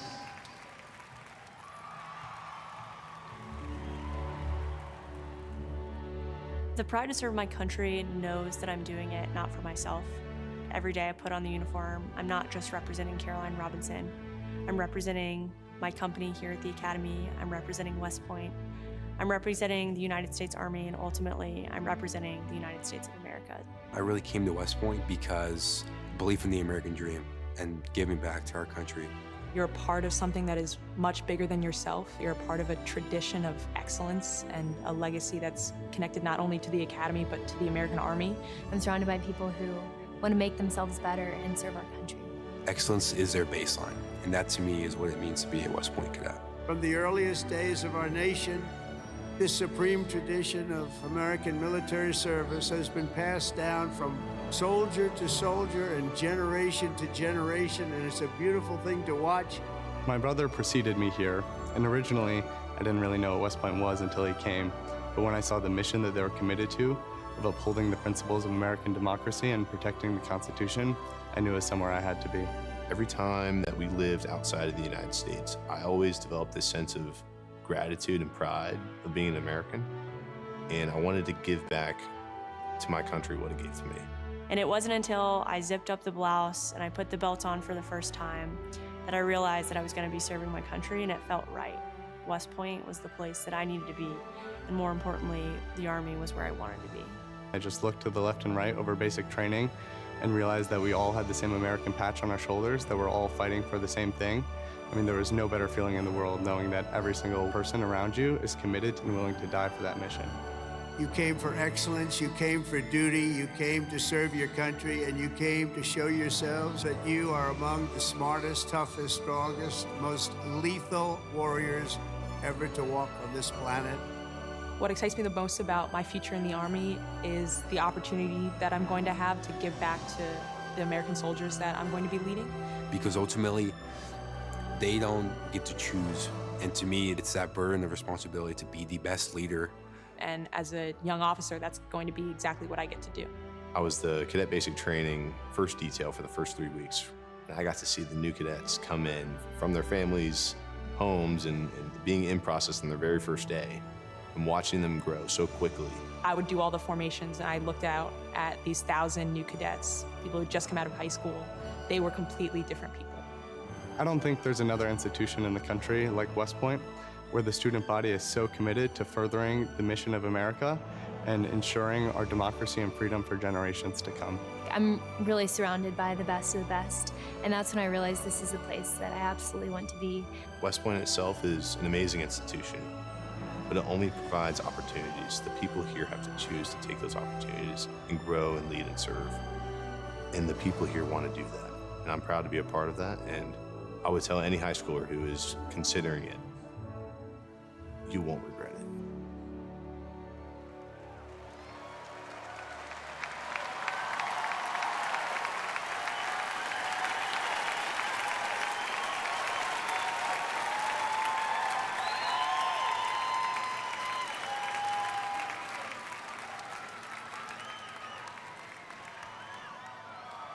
Left.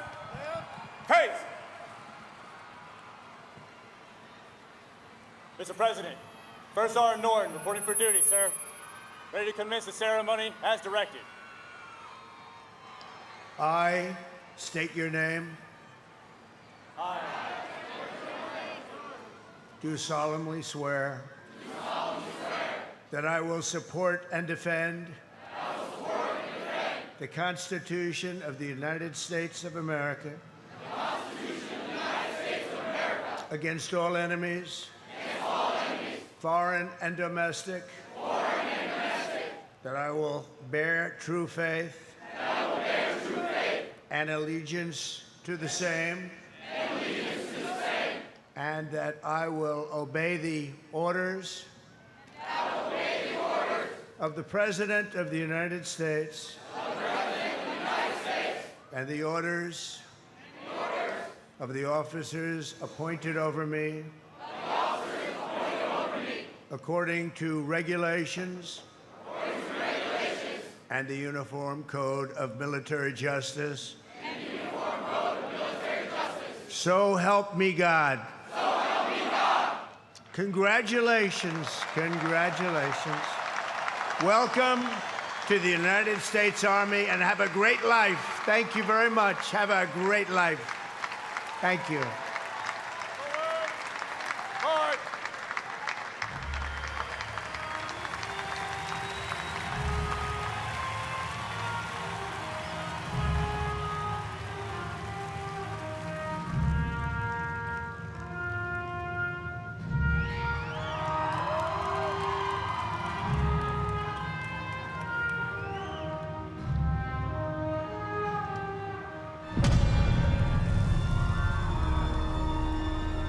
Ranger School is the best life insurance policy for our Army. It will always end with two people facing off with each other, and we need young leaders to be able to close with and destroy the enemy and defend our nation's interests forward. Surrender is not a Ranger word. It's not an option. I know that I'm not going to be able to get to do this again. This is my chance. It all starts at the legendary Ranger School, the crucible where these elite warriors are forged. It has been described as the longest approved gut check in the Army.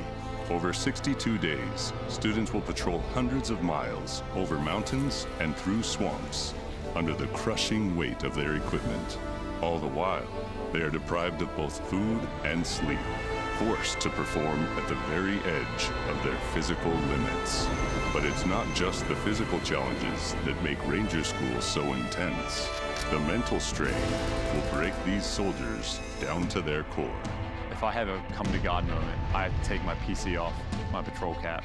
And on the inside of that, my commander gave me a Ranger tab, the yellow and black one that you get during graduation. And I pinned it to the inside of my PC. Ranger School is not for the faint of heart, but for those who are up to the challenge, it is the ultimate proving ground. They already didn't have enough beds for people in our company.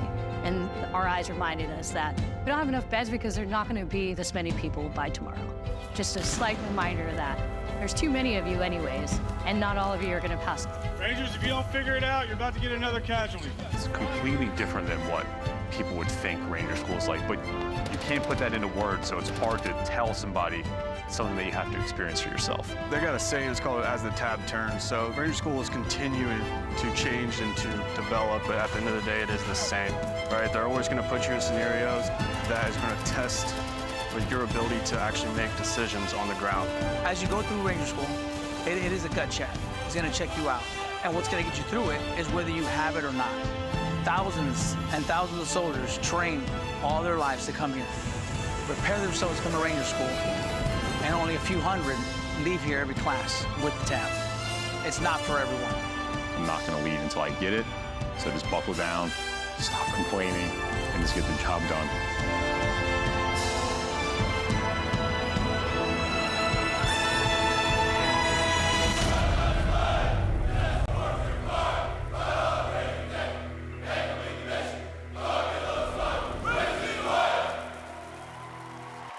Please welcome country music sensation and proud supporter of our troops, Warren Ziders.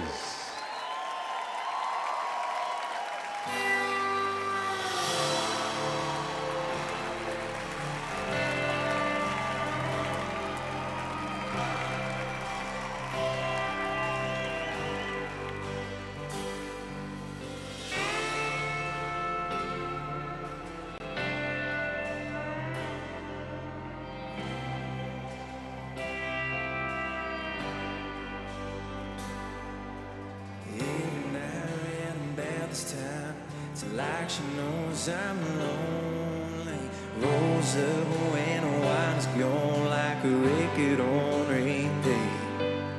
Leaning on old memories and talking about what it used to be. She'd probably be the death of me, but damn if it ain't sweet. She's my pretty little poison, my heartache in the night with a kiss on her lips just like cyanide. Yeah.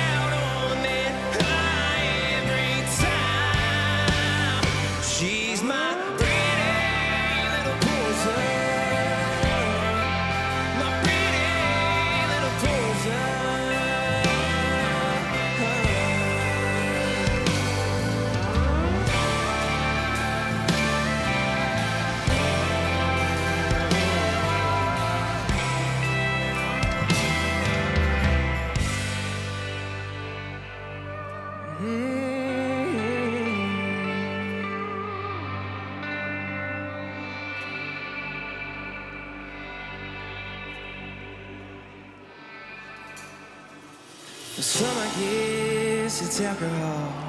I don't want none at all. I just want you. No, I just want you. My pretty little poison. My heartache in the night with a kiss on her lips just like cyanide. Yeah, she came with a warning, but I didn't mind. I'll go hell on that high every time. She's my pretty little poison. My pretty little poison. She's my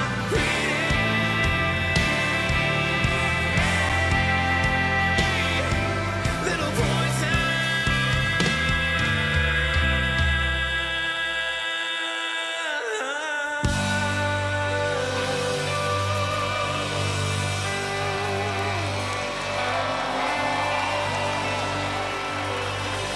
Thank you. I'm not gonna lie, y'all. I'm nervous, but I would just like to say thank you so much for having me here tonight. I am just so fortunate to be here in front of y'all, and thank you guys so much for what you guys do. And honestly, happy birthday, y'all. Happy birthday.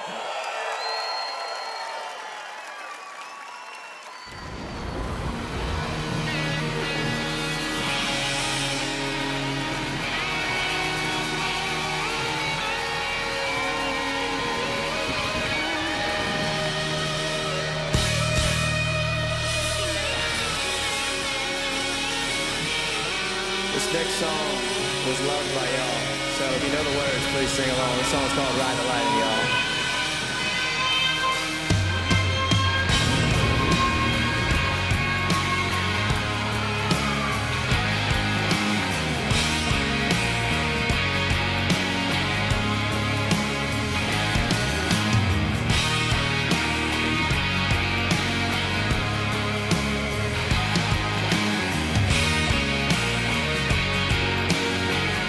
Mama always said I was born on the right side. Yes, she did. One foot in the flames and the other trying to walk the line. Can't say I never saw it coming. I could see the warning signs. Mama always said I was born on the wild side. I guess Mama was right.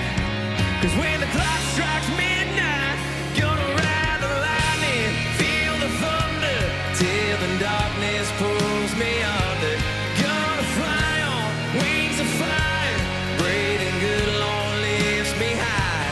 Singing, oh, when they call me on. Singing, oh, when they call me on. Gonna ride the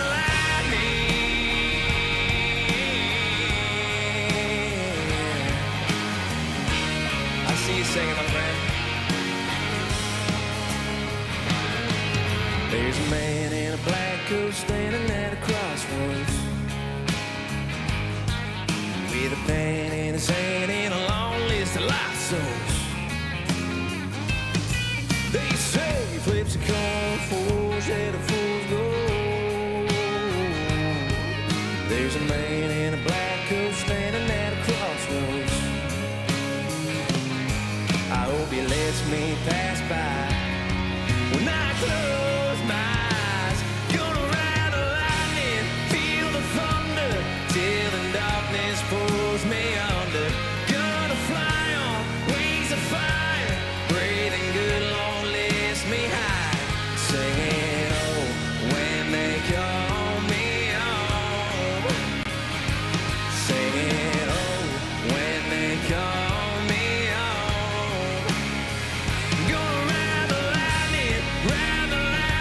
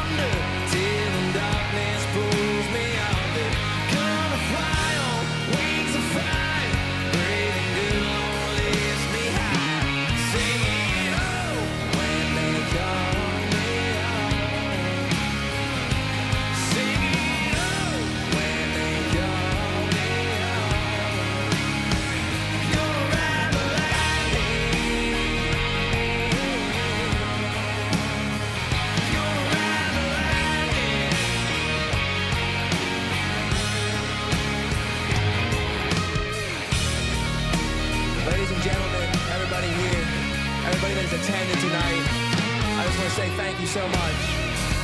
And I'll leave y'all with this. I'm more insiders, y'all. Thanks for having me.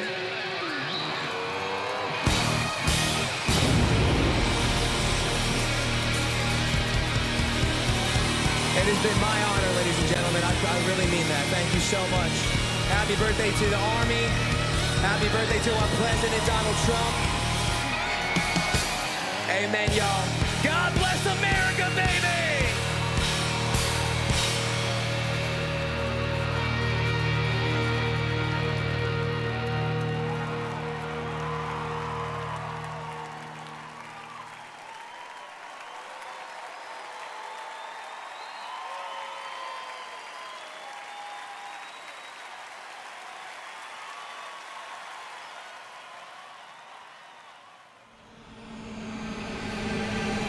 This week we honor 250 years of valor and glory and triumph by the greatest fighting force ever to walk the face of the earth, the United States Army. Each of you on the field today is among the most talented members of your generation. You could have done anything you wanted. You could have gone anywhere. You could have gone to any school. Matt's incredible heroism helped ensure that not a single American soldier died in the Battle of Shock Valley. For 2.5 centuries, our soldiers have marched into the raging fires of battle and obliterated America's enemies. The dignity, daring, and devotion of the American military is unrivaled anywhere in history and any place in the world. Our soldiers do not rest until they win. Our citizens know that you're standing guard, killing terrorists, crushing our enemies, and keeping America safe. But you're also keeping it strong and proud and mighty and free. This week we remember that we only have a country because we first had an army. As President of the United States, let me express my undying gratitude for every soldier here today, for every veteran and their incredible families, and for every patriot who has worn the uniform. Our debt to you is infinite and everlasting. With the grace of God, America will always prevail.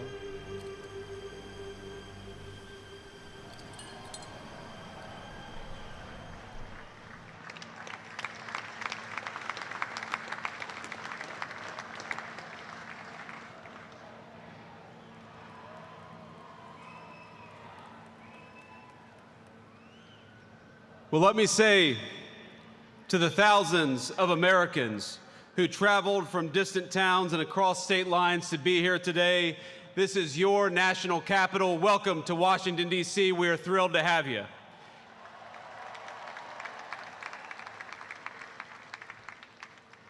This evening, as we celebrate the 250th anniversary of the United States Army, the oldest branch of the greatest fighting force ever known to man, I want to say to all the soldiers all across our nation's capital and all across the world, happy birthday, soldiers. We're proud of you.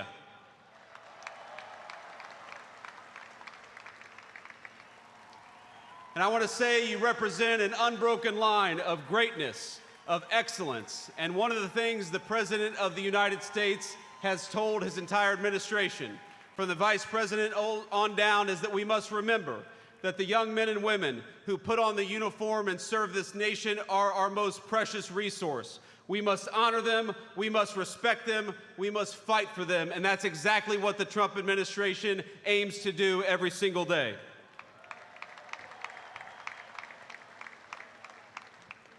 And so to our soldiers, we're so proud of you, and let me tell you that the way that we honor and respect you is, number one, we never ask you to go to war unless you absolutely have to. And number two, when we do ask you to go to war, we give you the weapons and the support needed to kick the hell out of the enemy and come back home safely.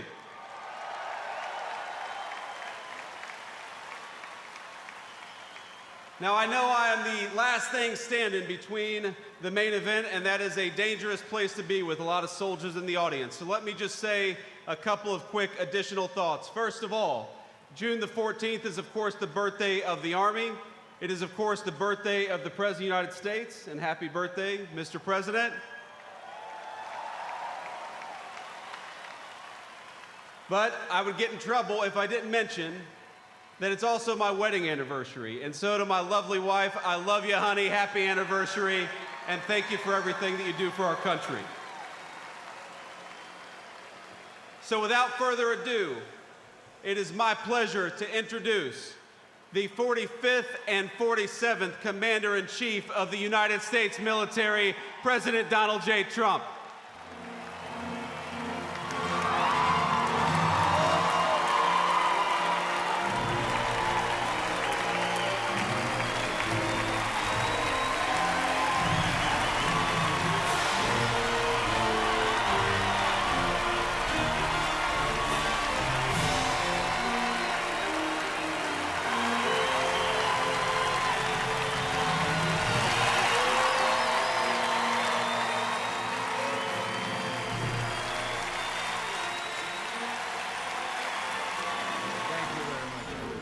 Thank you to Vice President Vance, and thank you to our wonderful First Lady, and above all, thank you to the greatest, fiercest, and bravest fighting force ever to stride the face of this earth, the United States Army. Thank you very much.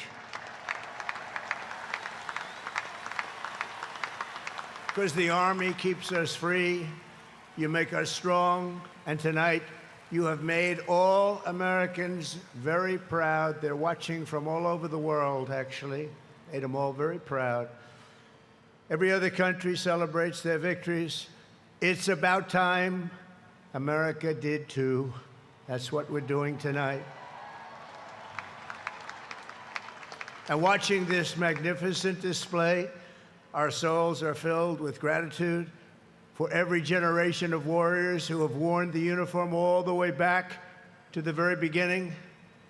So to every veteran across our land, and right here in our nation's capital, including 6 recipients of the Congressional Medal of Honor, we love you, we honor you, and we salute your noble service to our flag and to our country.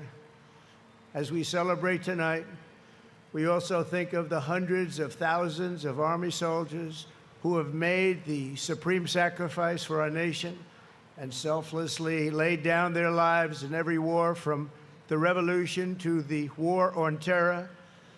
To the Gold Star families with us today, the courage of your heroes is the bedrock on which our entire nation stands. We thank you. Yes, we thank you.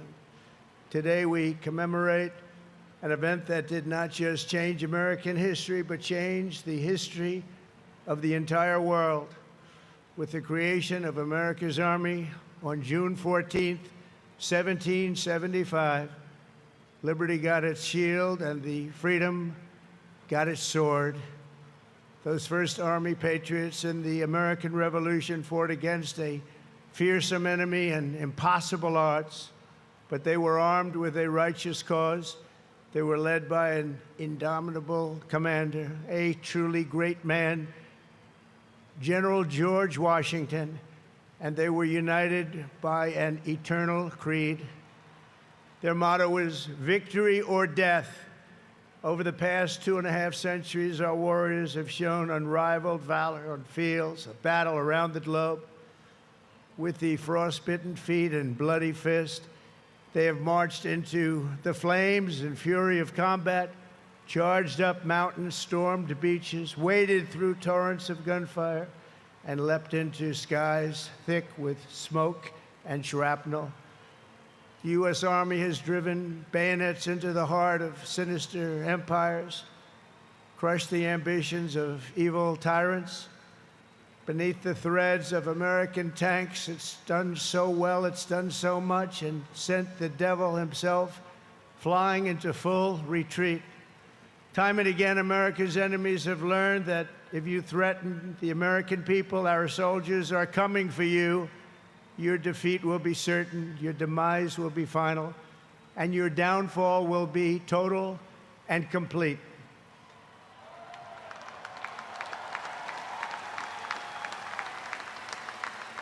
Because our soldiers never give up, never surrender, and never, ever quit.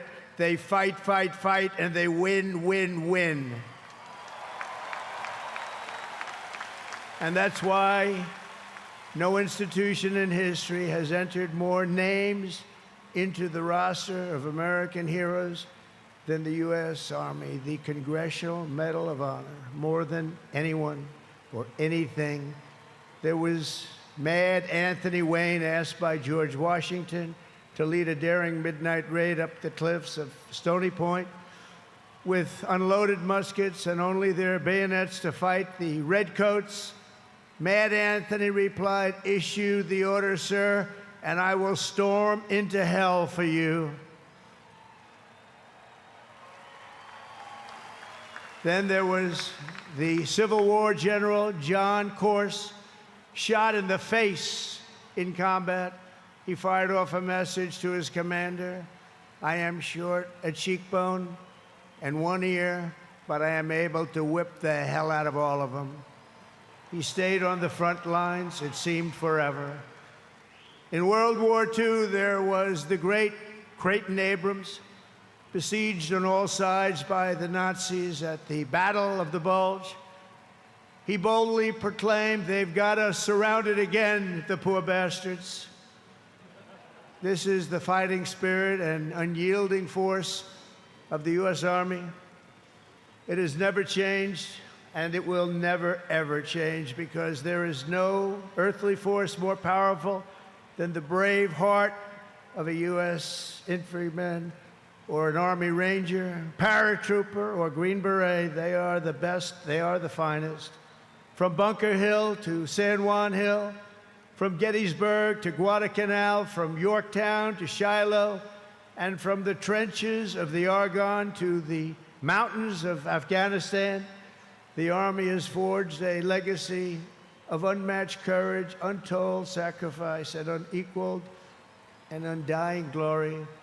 Our soldiers have poured out their blood by the bucketful on Missionary Ridge and Heartbreak Ridge, on the sands of Sicily, Normandy, and the Philippines, and on the dusty streets of Da Nang, Baghdad, and Fallujah. Thanks to their extraordinary service and devotion, 250 years later, America stands tall, America stands proud, and America stands free. We're the hottest country in the world right now, and our country will soon be greater and stronger than ever before. Down through history, we've been blessed beyond words by this valiant legion of Army warriors and patriots, heroes and legends. And tonight we affirm with unwavering certainty that in the years ahead and in every generation hence, whenever duty calls and whatever danger comes, the American soldier will be there.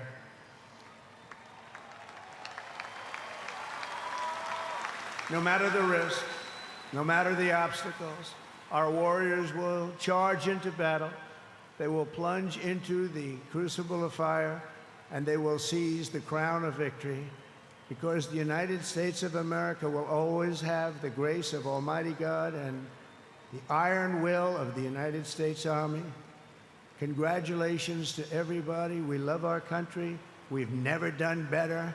Thank you. God bless you. God bless the Army, and God bless America.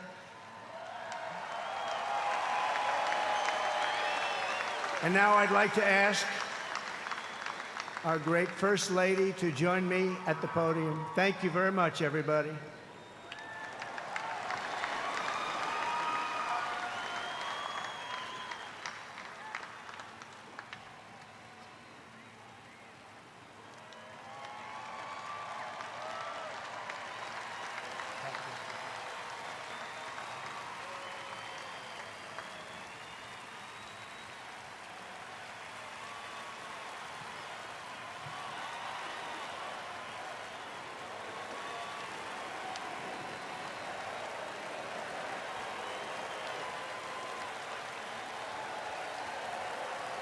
Mr. President, on behalf of the United States Army, the Army Golden Knights, I would like to present to you this flag, which was flown over our nation's capital in free fall during the Army's 250th birthday celebration.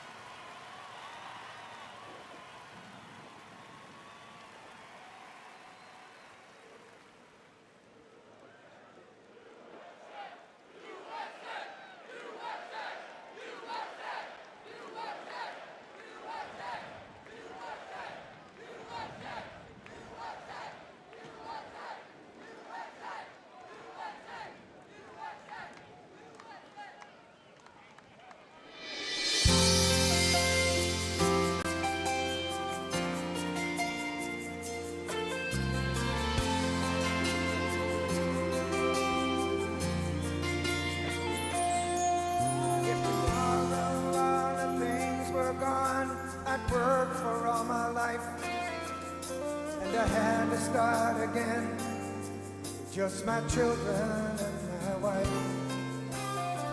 Thank my lucky stars to be living here today, 'cause our flag still stands for freedom, and they can't take that away. And I'm proud to be an American, where at least I know I'm free. I won't forget the men who died, who gave that right to me. And I gladly stand up next to you and defend her still today. 'Cause there ain't no doubt I love this land.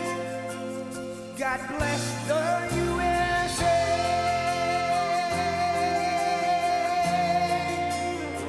Happy birthday, Mr. President.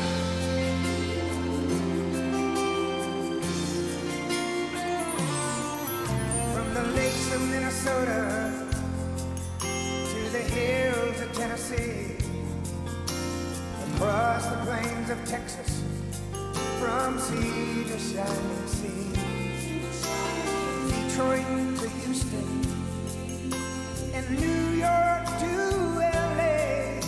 There's pride in every American heart, and it's time we stand and say, sing it with me. I'm proud to be an American, where at least I know I'm free. And I won't forget the men who died, who gave that right to me. And I gladly stand up next to you and defend her still today.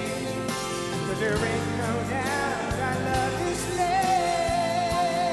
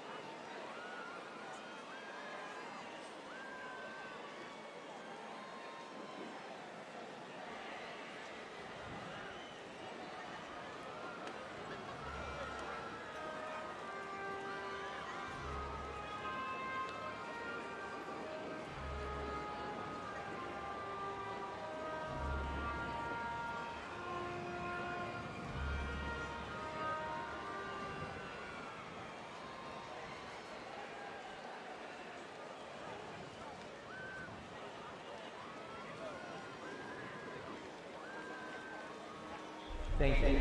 Thank you. Thank you, U.S. Army. Thank you. Thank you. Thank you. Thank you, Army, for 250 years.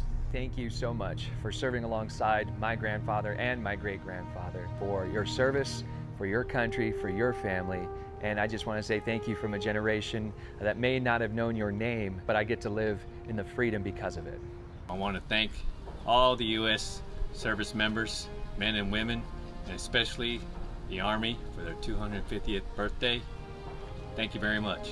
My grandpa served in the Army in World War II as part of the 82nd Airborne. Thank you, Army, for everything that you do. My brother Rob and my son Alec both served in the U.S. Army. We thank you for your courage, your sacrifices, and the burdens that you may now carry. Thank you so much for doing what you do, putting your lives on the line for other men like me to live the life I live. I just want to say happy birthday to the U.S. Army, congratulating them on 250 years. I want to give a big shout out to my Uncle Zadian, who served in the Army, and thank you for all you do. I'm very thankful for the dedication and the hard work of the men and women of the U.S. Army. Hi, American soldiers. Thank you for all you do. Love you. Our freedom is not free, and we know that we are free because of you and your efforts. Thank you to our Army active duty and veterans for protecting our rights and freedoms. It comes at an immeasurable cost. I'm wishing you the best. Happy birthday. Go on. Happy birthday, Army. Thank you to everybody who's serving today and has served in the past. Love you guys and girls. Thank you so much for everything you do. A big thank you to the men and women that serve our country and everything you guys do for us. Thank you, Army, and happy birthday. Happy birthday, Army. Happy birthday, Army. Happy 250th.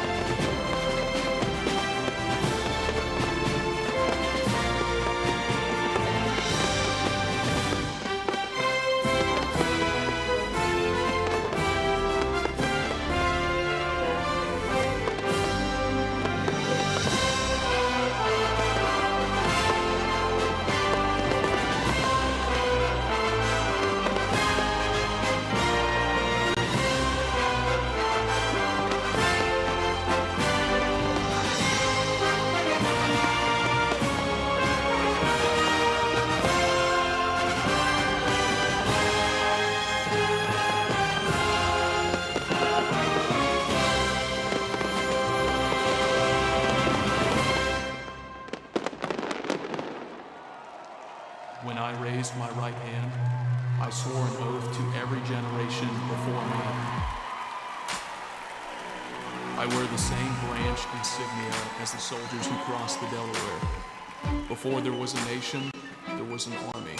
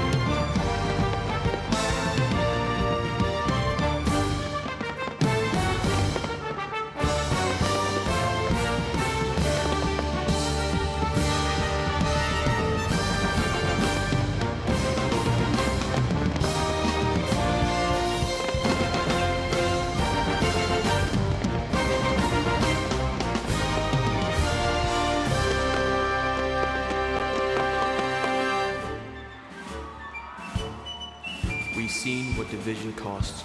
I serve because unity is worth the fight. I carry that legacy forward every time I put on this uniform.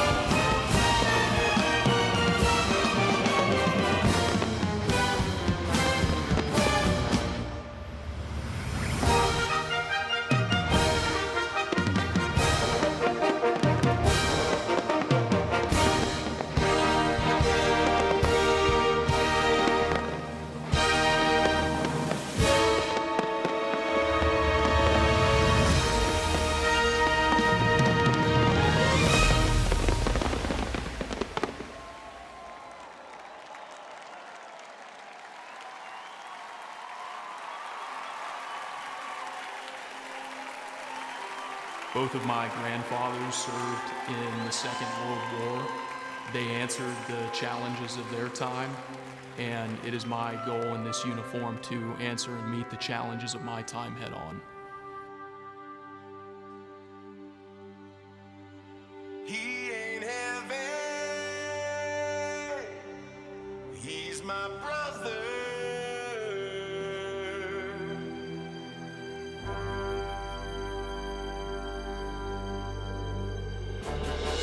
Duty, honor, country. Those three hallowed words reverently dictate what you ought to be, what you can be, what you will be.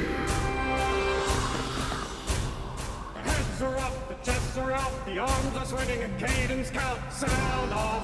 1, 2. Sound off. 3, 4. Bring on now. 1, 2, 3.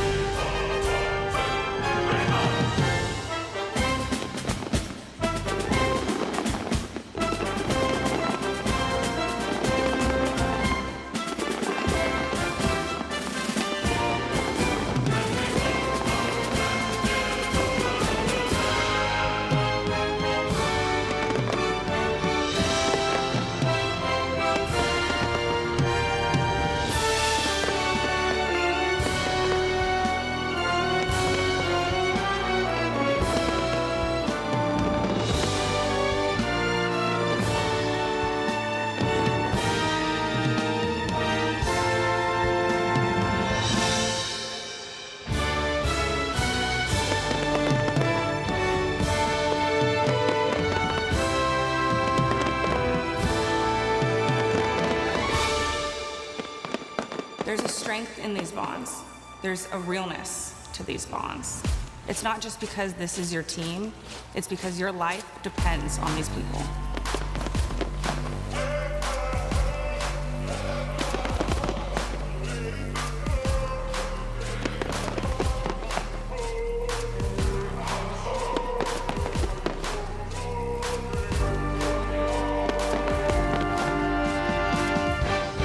I am an American soldier. I'm a warrior and a member of the team. I serve the people of the United States and live the Army values. I will never accept defeat. I will never quit. Trained and proficient in my warrior task and drill. I am an expert and I am a professional. Enemies of the United States of America in close combat. I am a guardian of freedom and the American way of life. I am an American soldier. I am an American soldier. I am an American soldier.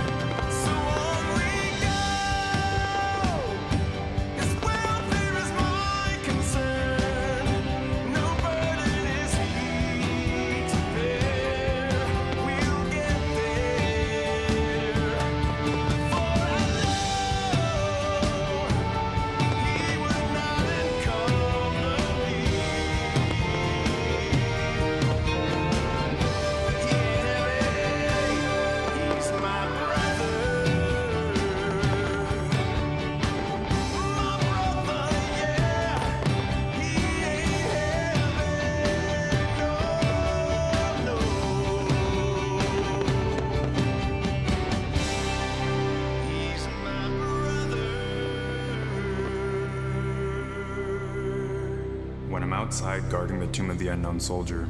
It is one of the most honorable jobs I think that I could have had in the military. I think about those soldiers who made the ultimate sacrifice. Oh, beautiful for heroes proved in liberating strife.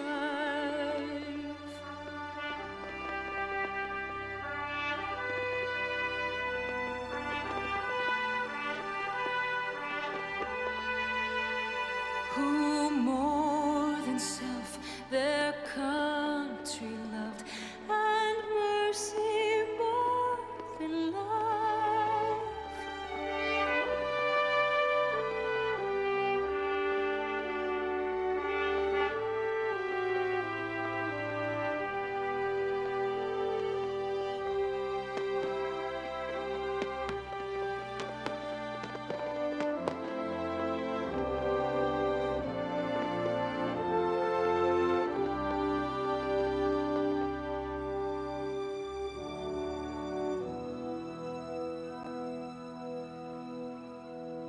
And I will always do my duty, no matter what the price.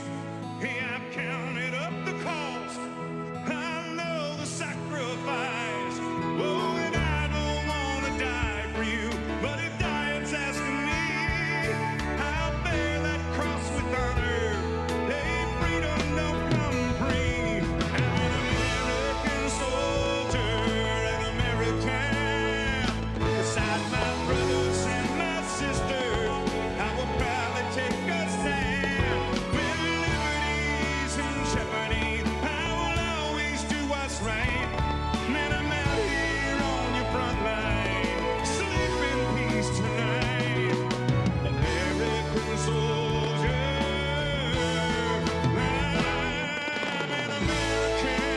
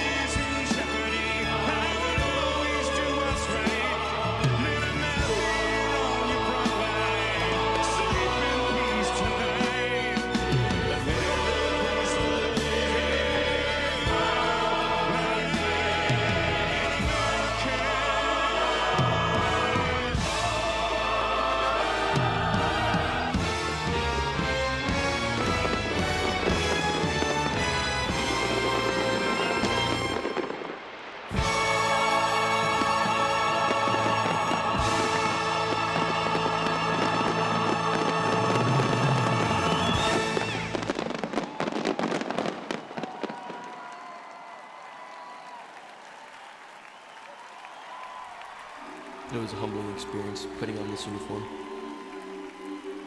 I believe this uniform is a symbol of trust, and it represents the highest ideals of our country.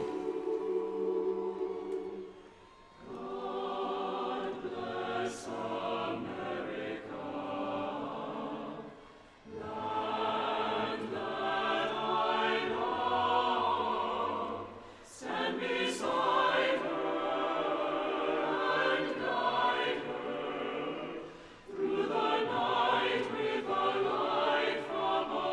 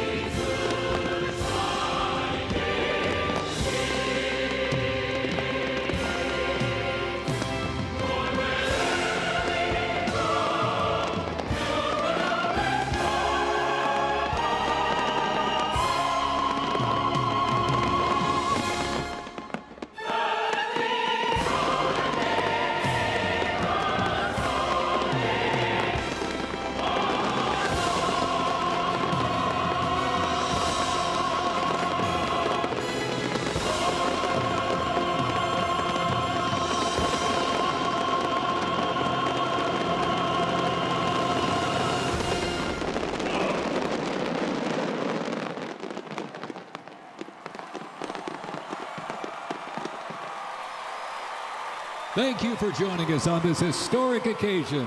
A special thanks to Scott's Miracle Grow and all of the terrific America 250 sponsors that helped make this monumental event happen.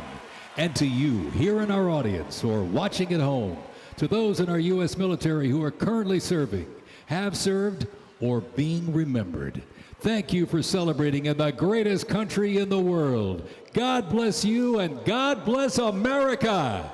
Good night.